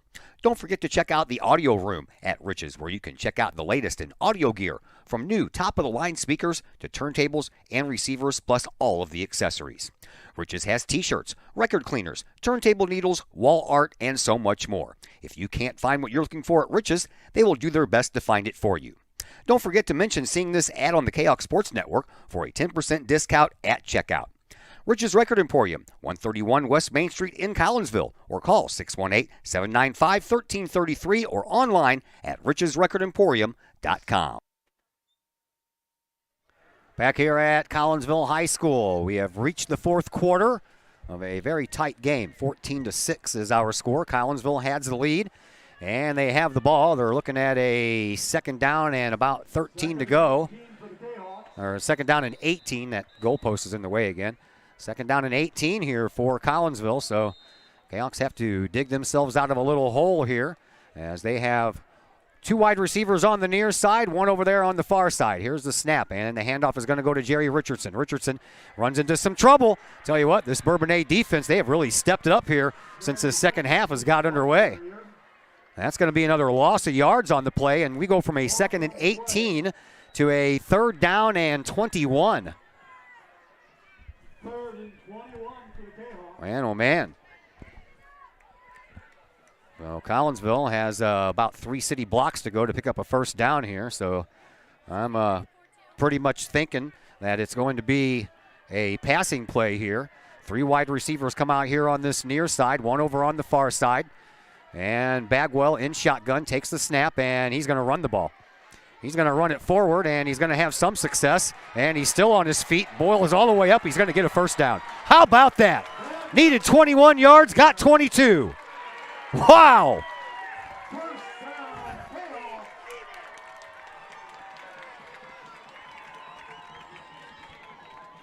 Wow, wow, wow. I am dead wrong, 100% wrong. I said they were going to pass that ball. They ran it, and I'll be gosh darn if they didn't pick up 21 yards they needed. Bagwell in shotgun once again.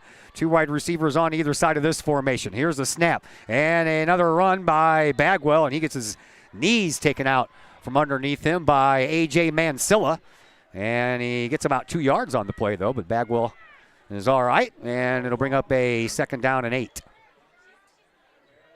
Actually, they're just going to give him a yard on this play, so 2nd down and 9.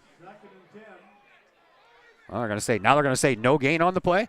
You guys need to figure out where to mark this ball. Okay, so after it's all said and done, we're going to give him a yard. So, 2nd down and 9 here for Collinsville. 10:20 left to play here in this 4th quarter. Kahawks have a 14-6 lead. Bagwell in shotgun once again. Pennell goes in motion, and Bagwell's going to keep it, and he's going to roll out to his left, and he's going to have a little success before he is pushed out of bounds, and Collinsville's doing a lot of quarterback keeping right now. Yeah, a lot of positive yardage. I like keeping the ball on the ground, which is what you would have maybe liked to seen on that last possession, right? But at any rate, Collinsville still in the driver's seat. Huge 3rd down play here, 3rd and 5 for Collinsville. Up 14-6 with 10 minutes left in this contest. As far as we know, 10 minutes left in this contest. Don't hatch your chickens yet, buddy. We hope so, right? Yeah. Trips to the left. Bagwell in shotgun. Looks that way, throws that way. Oh. just threw it a little bit to the outside of DP5, and that's going to bring up 4th down. Yeah, they're wanting a flag over here for something, and I don't know what it was. I think Bagwell got hit on that play after he released the ball, and they already called. Well, they called roughing the passer against us, and so if you're going to do it there, you need to do it here. But I hate to say it, but there's an obvious. They're going to go bring out the punting team. There's an obvious lopsided situation going on here with penalties in this half. I mean, that's a stark difference from the first half, too. Anybody who is watching this game knows that's the case. So Bagwell back to punt. Neil May back to collect at his own 30. Bagwell sends a deep one. That's going to back May up. He'll call for the fair catch. Ooh, he almost dropped that ball. And that'll be down at the 27-yard line. So that's where the Boilermakers will begin as they trail 14-6, 9:47 left to play here in this 4th quarter. Well, look, Collinsville's relied on our defense all year long. And here we are again. 9:47 left in the game, hopefully, like you said. And Collinsville's defense is on the field. So we will see what this possession looks like for Bradley-Bourbonnais. The Boilermakers are 8 points behind. So if they wanted to tie it up, they would have to score a touchdown and connect on the 2-point conversion. First things first, let's see what they do here on 1st down. 1st and 10 from their own 22-yard line. Cole in shotgun once again, has Aaron over his right shoulder. Here's the snap. Cole rolls out to his right, looks, throws, downfield, and has a man open. And that is a catch to Tyron Bender. And there are no flags on the play. Well, Bourbonnais is going to go to the air. And that was a good ball by quarterback Ethan Cole. And Colby Anderson was in coverage, but he just couldn't knock that ball away. So here comes Bourbonnais. They move the ball to midfield at the 50-yard line with 9:40 left. At midfield, actually the ball on the Kahawks 49-yard line. Here's a snap, and Aaron's going to carry it, and he'll come up that left side, and he'll get back to the line of scrimmage, and that's about it. And number 33 is Zay Norton for Collinsville in on the stop, and that keeps the clock rolling, which is good at this point, and brings up a 2nd and 9.5 for Bourbonnais. 2nd down and long. Cole in shotgun. Here's the snap. Back to pass. Throws immediately and off of the chest of Bender. And that'll bring up a 3rd and long. Yeah, Ethan Cole throws a good ball. Hits Bender right in the numbers, and he just cannot come up with it. I think he was trying to run before he caught it, and Stuber was on his tail. I mean, he knew he was going to get hit. So big 3rd down for Bourbonnais. Again, they're in four down territory, so we'll have to stop them twice. 9:05 left to play here in this 4th quarter. 3rd down and 9 for the Boilermakers. Aaron stands in shotgun. Here's a snap. It's high, but he pulls it down. He immediately throws it, and over on the far sideline, he has May for a 1st down. 1st down, Bourbonnais at the Collinsville 37-yard line, it looks like. And that'll stop the clock as the receiver gets out of bounds. Bourbonnais moving the ball well against the Kahok defense here. Fresh set of downs here for the Boilermakers.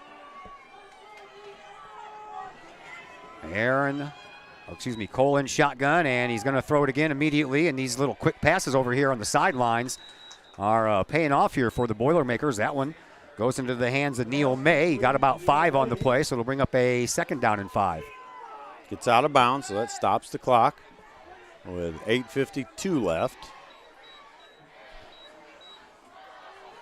And Bourbonnais going to take their time, coming set. Look over to the sideline, have the play. And here is Cole rolling out to his left. He'll throw on the run again, and he has a man. And that is going to be a catch by Luke Allen, his first one of this game. And it's going to be another 1st down by the Boilermakers here, and Bourbonnais is on the move. Yeah, they are on the move. They are keeping the ball in the air as we had suspected. And that puts Collinsville's back against the wall. It's going to be on the 17.5-yard line of Collinsville. Bourbonnais will have a 1st down. Another fresh set of downs here for the Boilermakers As once again, Cole stands in shotgun. Here's the snap. He'll hand the ball off to Aaron. He'll dart up the right side, and I think he slipped down more than he got tackled. Yeah, it looked like he was going to have a pretty solid gain, and his feet just slipped on the turf, and that'll go for a 2-yard gain. 2nd down and 8 coming up here. Collinsville's defense being put to the test. 8:20 left to play here in this 4th quarter. 2 wide receivers over here on the near side, 1 on the far side. And in shotgun once again is Cole. We get a new play in from the sidelines. This time Aaron will move over from the right shoulder to the left shoulder. We got single coverage out on the right side of the field. We got some help now. Yeah, that's the way he's looking, and a throw down the middle, but he threw that ball. No, you're kidding me. That ball was way past, way high. That is not horrible. even close. God. All right, that's 3 huge penalties against the Kahawks by these guys. 3 huge penalties. That's not even close, Todd. Unbelievable. Pinnell didn't even touch him. No. Didn't touch him at all. Didn't even touch him. That is horrible. That is unbelievable. First of all, the ball's uncatchable. Pinnell does not touch him, and they throw a flag. I'm telling you, this is not right. Nope. This half. This is not right. Nope, not at all. This is not right. Starkly different than the first half. This is like a whole different officiating crew out here. Well, I hate to say it, but you almost think it has to be on purpose at this point. It's just crazy. Man. So it's 1st down or 2nd down and 1. I mean, I don't know. I'm speechless. I am too. I don't know. I mean, unbelievable. I don't understand that call at all. Well, 2nd down and 1. I don't know what's going on, but taking a long time getting this play off. Well, they're trying to figure out how they're going to get Bourbonnais in the end zone, I guess. I mean, I just can't believe it. It's just unbelievable. Man. Cole in shotgun. Hands the ball off to Aaron. He tries the left side, and he'll run into a couple of guys wearing the purple. That's going to be a late hit. Come on, Stuber and Anderson in there on that stop. They do pick up the 1st down, so it's going to be 1st and goal from the 4-yard line. Well, Collinsville it is what it is at this point, right? We're going to have to make a huge goal line stand.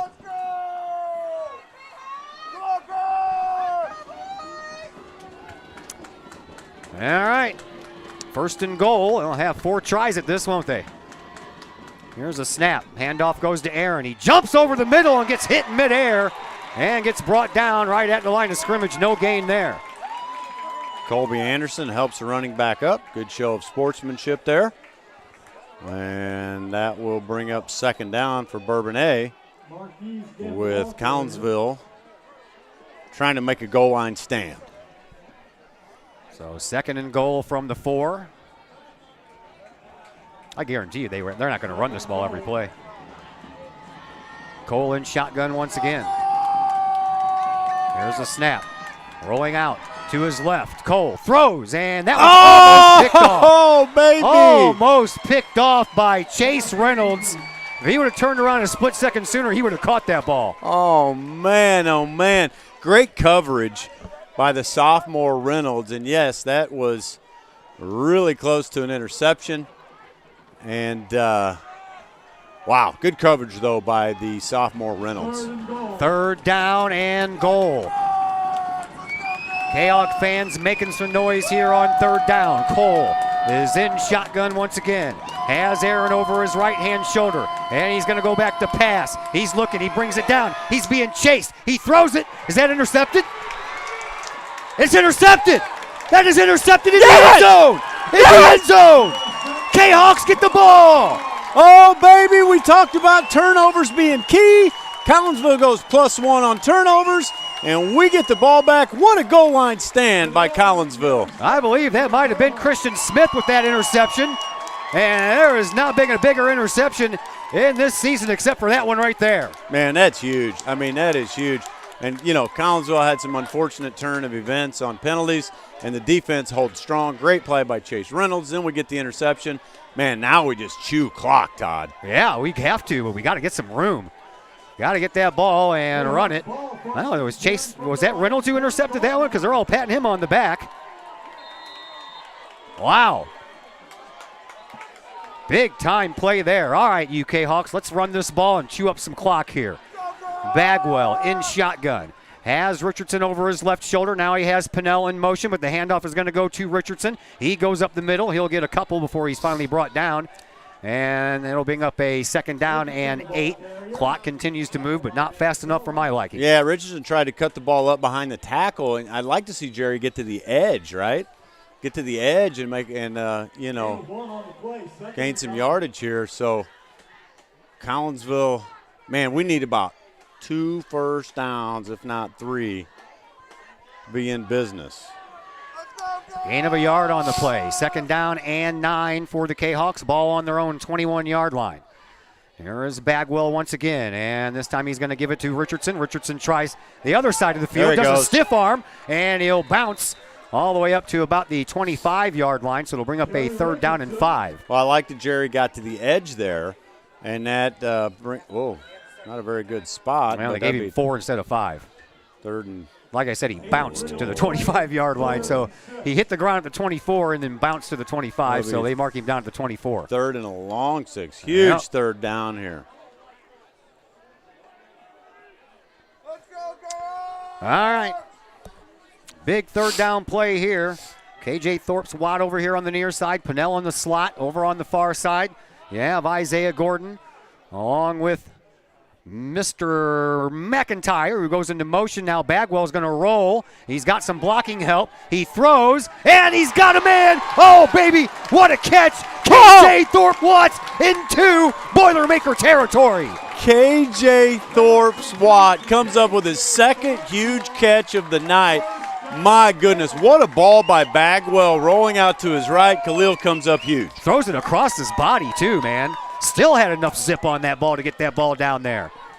Unbelievable. What a huge catch by KJ Thorpe Watt. Sure is. 1st down, ball will rest on the Boilermakers' 48-yard line. Once they get the chains down, the clock will roll as we hit 5 minutes left to go here in this 4th quarter. Bagwell brings his team out of the huddle. 2 wide receivers on the far, 2 on the near. Richardson again, the lone running back, standing over Bagwell's right shoulder. Here's a snap. Bagwell keeps it, goes right up the middle, has some positive yardage. He'll pick up maybe 3 on the play. They'll mark him down at the 45-yard line, and the clock will continue to run. Yeah, you got to think Bradley might start to think about some timeouts before too long, huh? Probably down closer to around the 3.5-minute mark, so give him another minute, maybe. Well, we're going to chew up another 25 seconds here. That'll put the clock at 4 minutes. Collinsville has 2nd and 7. Look for them to keep the ball on the ground. Man, what a pass by Bagwell, huh? You ain't kidding there. You got to be so strong to pull that off. Bagwell in shotgun once again. And the snap. Handoff. Nope, Bagwell's going to keep it again, and he'll go up the middle again, and he'll get forward about a yard. That's about all they're going to give him at the 44-yard line, so it's going to bring up a 3rd down and about 6 to go for a 1st. Well, we just can't make this easy, can we? No. We need first downs. This is like watching Jason Isringhausen try to save a game back in the day. Man. You're right. So there's a timeout by Bradley-Bourbonnais. All right, so timeout on the clock. We will take a timeout as well. We're back here in just a moment on the Kahok Sports Network. Do you have a big land improvement project that requires some outside help? Call Petroff Trucking Company. The Petroff Companies have been shaping the metro area since 1975. Family owned and operated, Petroff Trucking Company can do the job and do it right. Hauling, excavating, and grading, they do that and more.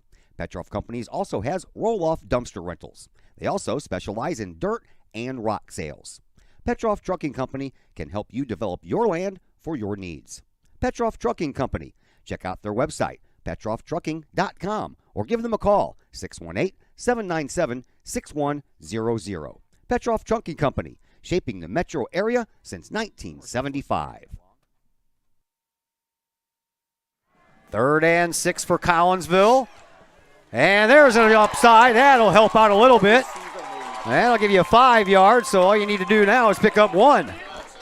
No, Khalil moved. Oh, what, we did? I think so. Oh, did we? Yeah. I thought they moved. Khalil Thorpe-Swat moved. Well, that's a bummer. I could have swore it. Well, they probably caused them to move. Well, they jumped, but Khalil moved on this side, and we gave away one there. Yep, sure did. 4:01 left on the clock here in this fourth quarter. And Collinsville now looking at a 3rd down and 11 as the ball is right at the 50-yard line. So Bagwell in shotgun once again. There's the snap. Bagwell's going to keep it. He'll run it up the middle, and he will get maybe back to the line of scrimmage. That's about it. And it'll bring up a 4th and 10. Well, we're once again going to put the game on our defense's shoulders, you would think. I would think. And the Boilermakers are going to take another timeout, so we'll join them in that timeout. Back in just a moment on the Kahok Sports Network.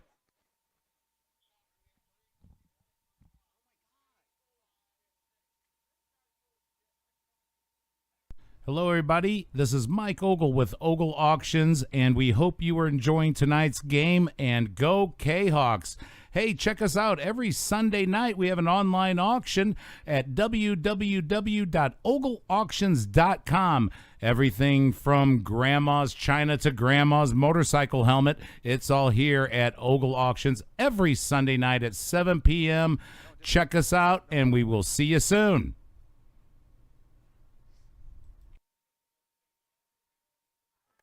Once again, we welcome you back here to Kahawk Stadium. My name is Todd Duke. Dr. Chris McCluskey on the other microphone. We thank him for hanging out with us as well. And Mr. Glenn Woodcock over there on the camera doing a fine job.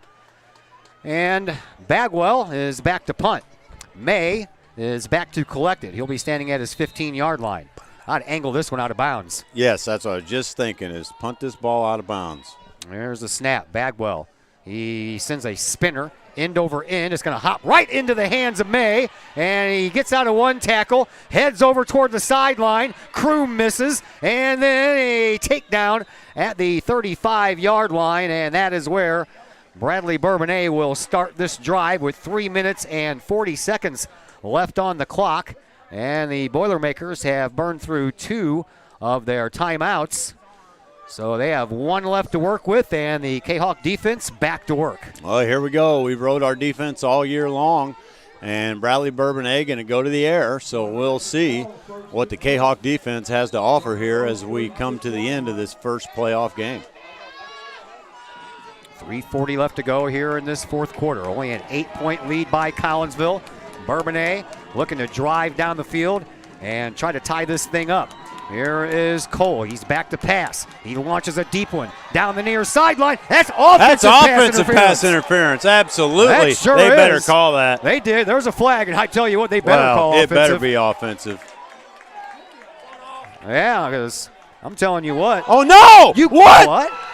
Tell me he pointed the wrong direction. He just pointed to the left. Tell me he pointed the wrong way, and that's a mistake. If he calls this crowd's going to go nuts. That was all Luke Allen there. Number 14 grabbing onto number 12. Pass interference, yes. Okay, all right. I was going to say, he pointed the wrong way. This place would have gone nuts. I'm telling you what. That would have been crazy. Hey, great coverage. Again. Chase Reynolds was all over it. Chase Reynolds. He was so close the that the guy. Sophomore cornerback. He was and, so that close probably would have been an interception, right? Luke, yeah, maybe. That's probably why he did it. Save the interception. 3:33 left to play here in this fourth quarter, and after that penalty, it's 1st and 25 now for the Boilermakers. 2 wide receivers on both sides of the formation. Again, Aaron is the lone setback. And the snap. Cole back to pass. Looks over on the far side, has May open, bounds. And a tackle that is going to be out of bounds. That'll stop the clock, and they'll get back up to the original line of scrimmage. So good ball by number 4, Mr. Ethan Cole, and that puts Bradley-Bourbonnais back at a 2nd and 9 situation against Kahawks with 3:27 left. Once again, Cole is going to go back in shotgun.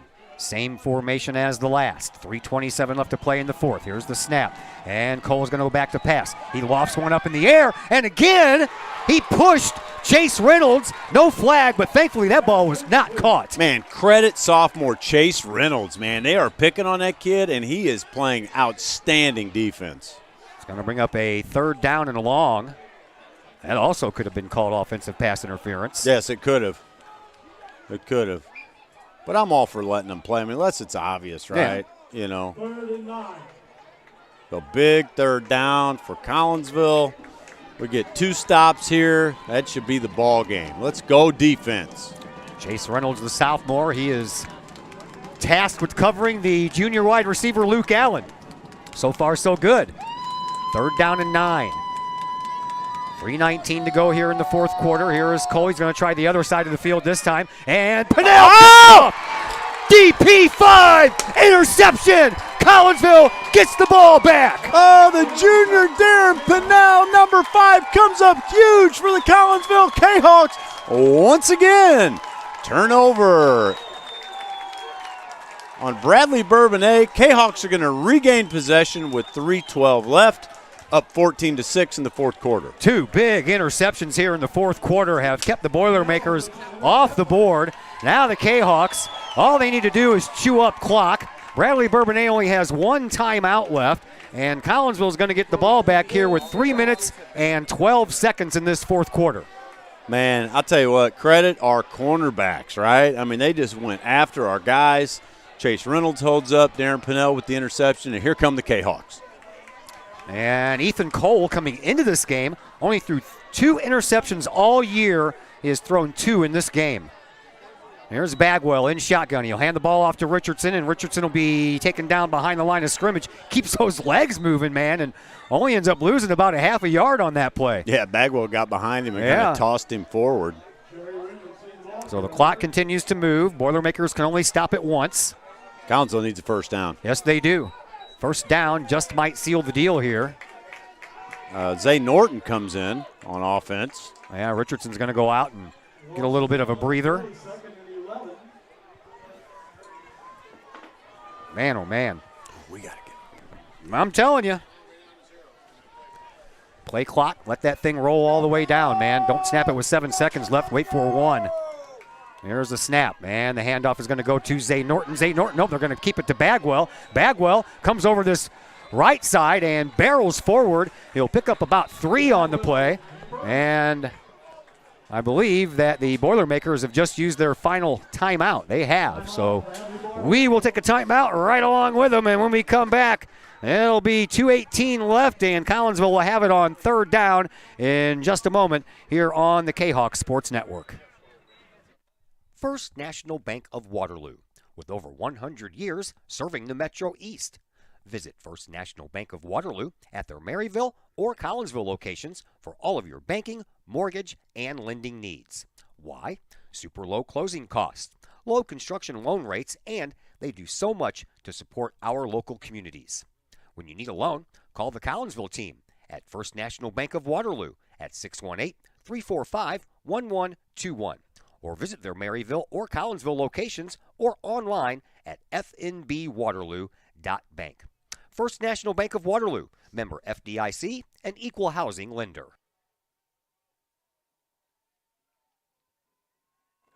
Third down and 6 for your Collinsville Kahawks. Bradley-Bourbonnais, they are out of timeouts. Kahawks would love to get a first down here. Here's the snap. Bagwell is going to run forward with it. He's going to get met right at the line of scrimmage. It's going to bring a 4th down and long here on this next play. Well, I don't think you go for it here on 4th down. You cannot do that, so we're going to have to punt this ball away, and it'll be under 2 minutes by the time the Boilermakers get the ball back, and you're going to have to leave this up to your defense. Unbelievable. Once again, Collinsville's offense just cannot muster a first down when we need it. So it looks like there's going to be about a $1:30 left on the clock by the time we kick this ball. And you got to stop Bourbonnais here. I almost kicked this ball out of bounds. I'd let it walk all the way down to 1 second and call a timeout. Oh, they're going to go for it. What in the world's going on here? No, they're going to try to draw him offside. Yeah, probably. And then take a delay again. Yeah, they're right, timeout. Timeout. Yeah, they did call that timeout. Well, we're going to keep it right here for this timeout. I'm not going anywhere. 1:25 left on the clock. And by the time that the Boilermakers get the ball back, they're going to have probably somewhere around a minute 20, a minute 15 left to work with, and no timeouts. What a nail biter once again. But in the last 3 weeks, Todd, you ain't kidding. We've been in for it, haven't we? Man, oh man. You know, and how about this? Start bringing a bottle of scores Mylanta with me to these games. 2 touchdowns in the first quarter. On the first 2 possessions. And then nothing doing Yeah. the rest of the game. Yeah. You know, so here we go. Hopefully we get a successful punt off and get decent field position. And once again, our cornerbacks and safeties are going to have to hold up. 1 minute, 25 seconds left. And if Collinsville can survive those 85 seconds, they will have won their very first playoff game in school history. That might be the longest 85 seconds. I'm telling you. So Bagwell back to punt. He takes a high snap. That ball is end over end, and a fair catch caught for by Neal. He almost dropped it. I think he did drop it and pick it back up. He did pick it back up, and it's a good thing that you did drop it, because if he didn't drop it, that would have been you can't hit the punter when he calls for a fair catch call. All right, 1:18 left to go here in this fourth quarter. Collinsville needs 4 stops. Here we go. Collinsville's been riding our defense all year long, and they're back out on the field. You know Bourbonnais is going to go to the air.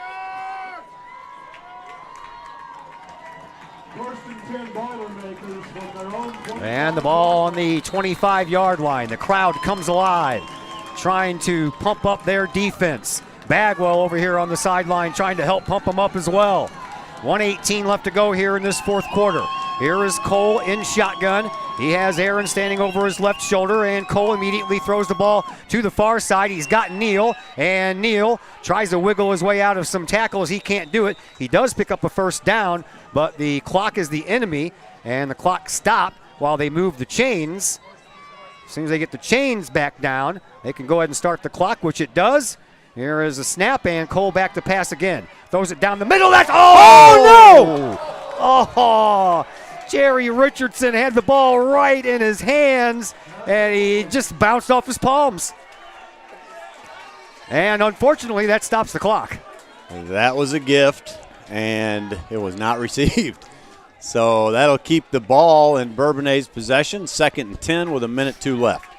Man, oh man. Ball on the 38-yard line. Cole in shotgun, takes the snap. He throws over here to this near side, and it's off of the body of Bender. It's the second time Bender has been hitting his numbers. Is that ball on fire? Man. Nobody can catch the football. Wow. 3rd down and 10 coming up here. 57.4 seconds left after the clock stops on the incomplete pass. 2 more times Collinsville needs to stop. Well, they're going to go deep here. I would imagine so. Yeah, they're going to take a shot. 2 wide receivers on both sides of the formation. Aaron stands back there as a running back, but I'm guessing he's back there to block. Cole stands in shotgun. Aaron switches positions. Here's a snap. Cole, he's going to throw over here to the sideline again, and this time it's going to be kept by Bender, and he'll run out of bounds and stop the clock with 51.6 seconds left, and that will move the chains into Kahok territory at the Collinsville 49-yard line. Yeah, that was worst case scenario for Collinsville. First down, out of bounds, stop the clock. And did they wind the clock on this or wait till the snap? No, it was out of bounds. Oh, that's right. All right. Fresh set of downs here for the Boilermakers, and now we're going to have a false start against Bradley-Bourbonnais, and that'll back the ball up back into Boilermaker territory. Yes, it will. That should be a 5-yard penalty. Yep. And really, at this stage of the game, I mean, it's sort of irrelevant, right? I mean, because they're going to throw the ball down the field. So Collinsville defense is going to have to hold up here with 51.6 left. Cole in shotgun again. Takes the snap. Looks over to the far sideline. Has his man Neal open, and a nice tackle there by Pinnell. And they said he was out of bounds? That's terrible. Man. I thought his knees were down there on the green part of the turf. Yeah, Stops the clock with 45.4 seconds to go, and a 2nd down and 10 coming up here for the Boilermakers. Yeah, short gain for the Boilermakers. Quick pass out into the flat. It looks like Boilermakers are trying to get the ball to the flats. Why is there an official's timeout? What are they calling a timeout for? I have no idea. So there's a hurt player, but he's not even on the field. So there's a guy down on the sidelines across the field. I see him. All right, so there is an injury timeout. But, yeah, he's his feet are on the white part of the out-of-bounds line. And if they just, moved him over 5 inches, he would not be in the field to play. You wish the best for the player definitely. who's down, right? Yeah. But I agree with you. There's no reason for this. 2nd down and 10 upcoming here for the Boilermakers. 45.4 seconds left to play here in this 4th quarter. And not sure who was the hurt player over there. Well, he's up now. Was it Neal? He's up now. It's basically an extra timeout for Bradley. Yeah, that was Neal May. And so he won't be allowed to come back in for this play, that's for sure. And 2nd down and 10, ball on the Collinsville 49-yard line. Cole in shotgun, takes the snap, back to pass, looks, throws, and a catch. He's inbounds. Is inbound. Hey, why are you stopping the clock? Well, you have to stop the clock to move the chains. Down. And that was a nice catch there by Tyron Bender, and he had Mondre Kroom all in his face at the same time. Right, about 30 seconds left, and out of bounds. He's pushed out of bounds. Is Luke Allen. That'll stop the clock with 29.7 seconds left to go. Here in this 4th quarter, Boilermakers are on the move. Well, they sure are. It's going to be 2nd and 2 from Collinsville's 18-yard line with 29.7 left. Cole, once again in shotgun. Here's the snap. Cole throws out to his right. He's looking. He's throwing. He has a man open and then pushed out of bounds once again. That is Luke Allen, and we are down to 23.3 seconds to play here in this 4th quarter. Yep, Bradley-Bourbonnais on the move. They're throwing the ball to the flats, getting the ball out of bounds to stop the clock. They're going to have the ball 1st and goal on Collinsville's, looks like 8-yard line, 7 or 8, with 23.3 left. Oh, baby. All right, here we go. Cole in shotgun again. Has Aaron over his left. He's going to throw. He's going to roll out to his right. He throws while he's on the run, and he has it for a touchdown. And that's a touchdown to Tyron Bender. And they need a 2-point conversion to tie this thing up and send it to overtime. Oh, man. Here we go. 18.2 left. Touchdown, Bradley-Bourbonnais. This comes down to one play, whether Collinsville gets their first playoff victory ever, or we go to overtime. Yep, here we go. Cole brings his team back out. In shotgun. Here's the snap. Rolls out to his right. Cole, he's looking. He is going to be tackled for the loss. And the Kahawks are going to hold on to win this thing as they stop the Boilermakers on a 2-point conversion try. Yes, sir. What a stand by Collinsville Kahawk defense to stop Bradley-Bourbonnais' 2-point conversion. And Bourbonnais will have to kick off to Collinsville with 18.2 left, so probably look for an onside kick, right? So game's not over. Nope. Huge stop by Collinsville, but there is football left to be played. So look for Collinsville to put their hands up on the front line. Whew. Tell you what, man. I mean, the last 3 weeks, Todd. I don't know, man. Right? This blood pressure's up. I read that story in the St. Louis Post-Dispatch, and the first words out of it, Colton Rhodes says he doesn't have a cardiac right, guy on call, but I'm like, you know what? We might need one today. Well, Collinsville just has to secure this football. That's do. where we're at. 14-12. Kahawks lead by 2. And they have all their good hands people out here. They have no one deep downfield to try to collect this ball. As it'll be another kickoff here by Jay Clifton. And the Kahawks just need to get the ball secured. And all they got to do is kneel down with it one time, and this game will be over. Here we go. It's high, and it's going to be caught by Pinnell. He'll go down, and Collinsville will just kneel on the ball one time, and the Kahawks will have their first ever playoff victory. Wow, what a ball game. What a ball game. Colby Anderson hugging it out with the Bourbonnais players, congratulating them. Both teams had a well-fought game, and what a victory for Coach Colton Rhodes and our Collinsville Kahawks.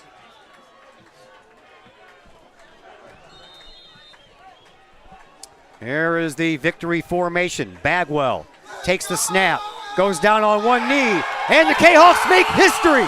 The Collinsville Kahawks, for the first time in their existence, have won a playoff game, and for the first time, they will move on to round number 2 as the Kahawks celebrate on the sideline. 14-12 final score.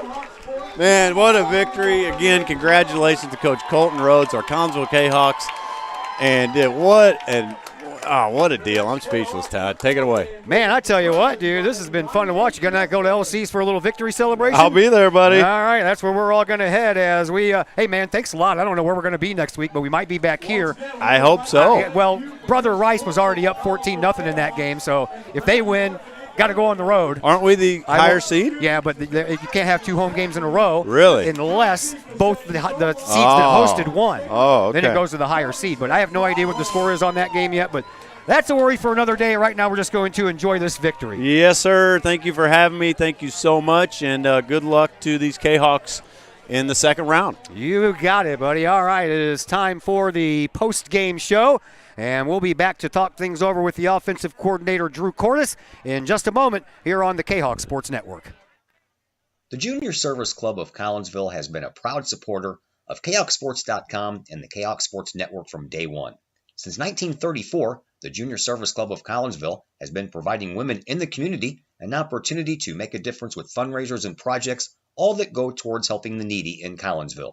If you would like any information on any event sponsored by the Collinsville Junior Service Club, head to Facebook, type in Collinsville Junior Service Club, and then click on the event tab. We thank the Collinsville Junior Service Club for their continued support of the Kahawk Sports Network and KahawkSports.com.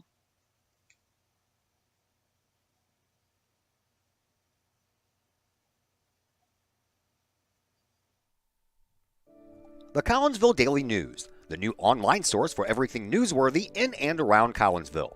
This news source is designed to be the heartbeat of the Collinsville community and is owned and operated by members that live in this area. The Collinsville Daily News generates their revenue with local support from the community in which they serve and from advertising. They do not charge to read their content, so you'll never run into one of those annoying paywalls.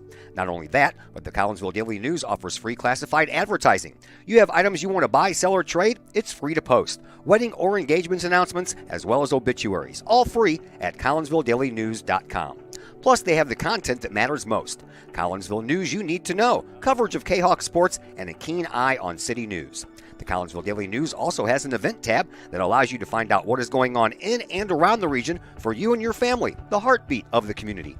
Helping readers make sense of an increasingly chaotic world. Check them out at CollinsvilleDailyNews.com, on social media sites Facebook and Instagram. The heartbeat of this community is the Collinsville Daily News. And we will welcome you back into the post-game show here on the Kahawk Sports Network. The Collinsville Kahawks have made history. They've been doing it for 2 years, and they cap it off with their very first ever playoff victory here tonight, 14-12 over the Bradley-Bourbonnais Boilermakers. And joining us now is Collinsville's offensive coordinator, Drew Cordes. Hey, congratulations. How's that feel? This feels amazing. What a night. Man, congratulations, Coach Rhodes. First program victory, playoff, man.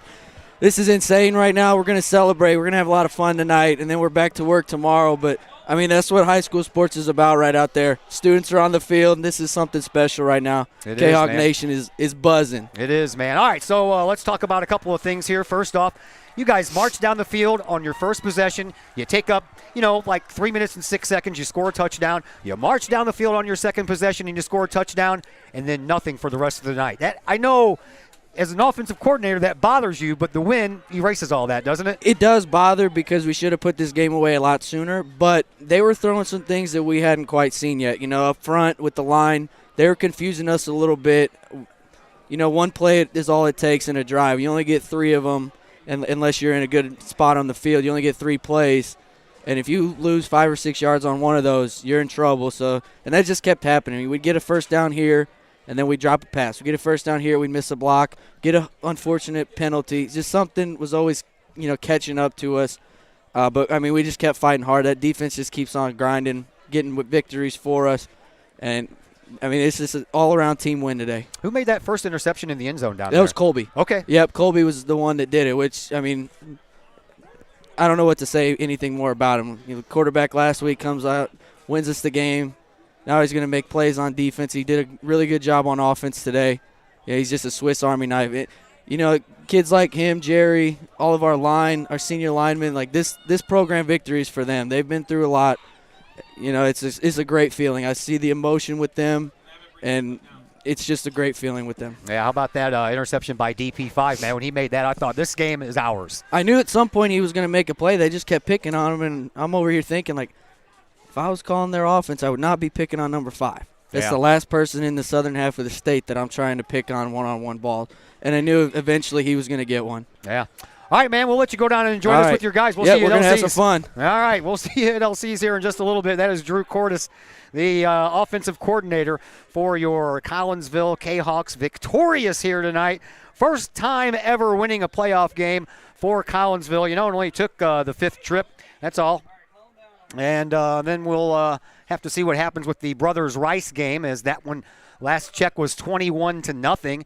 So if that remains to be true, then Collinsville will definitely have to go on the road, because Brothers Rice not playing at home tonight, and that means that they will get a home game next week. But we'll keep an eye on it for you, and we'll post it on the Facebook page when we have that information. All right, that's going to do it for us from here tonight. Kahawks win 14-12. Big thank you to Coach Colton Rhodes and the opposing coach, Mike Cole, for joining us in the pregame show. Big thank you to Drew Cordes for joining us in the postgame show. My broadcast partner, Dr. Chris McCluskey, Glenn Woodcock on the camera, Zach Roseman getting us stats, and Chris Kettler taking care of our halftime scores. My name is Todd Duke. What I know for sure is I got a hockey game Tuesday. It's a late one at East Alton Ice Arena against Bethalto at 9 o'clock. So we'll be on the air right before that, because we can't go on early to do pregame because there will be a game right before us. But we know we have that coming up. We don't know where or when we'll be playing our next football game, but as soon as we find out, we'll pass it along. Everybody, have yourselves a fantastic weekend.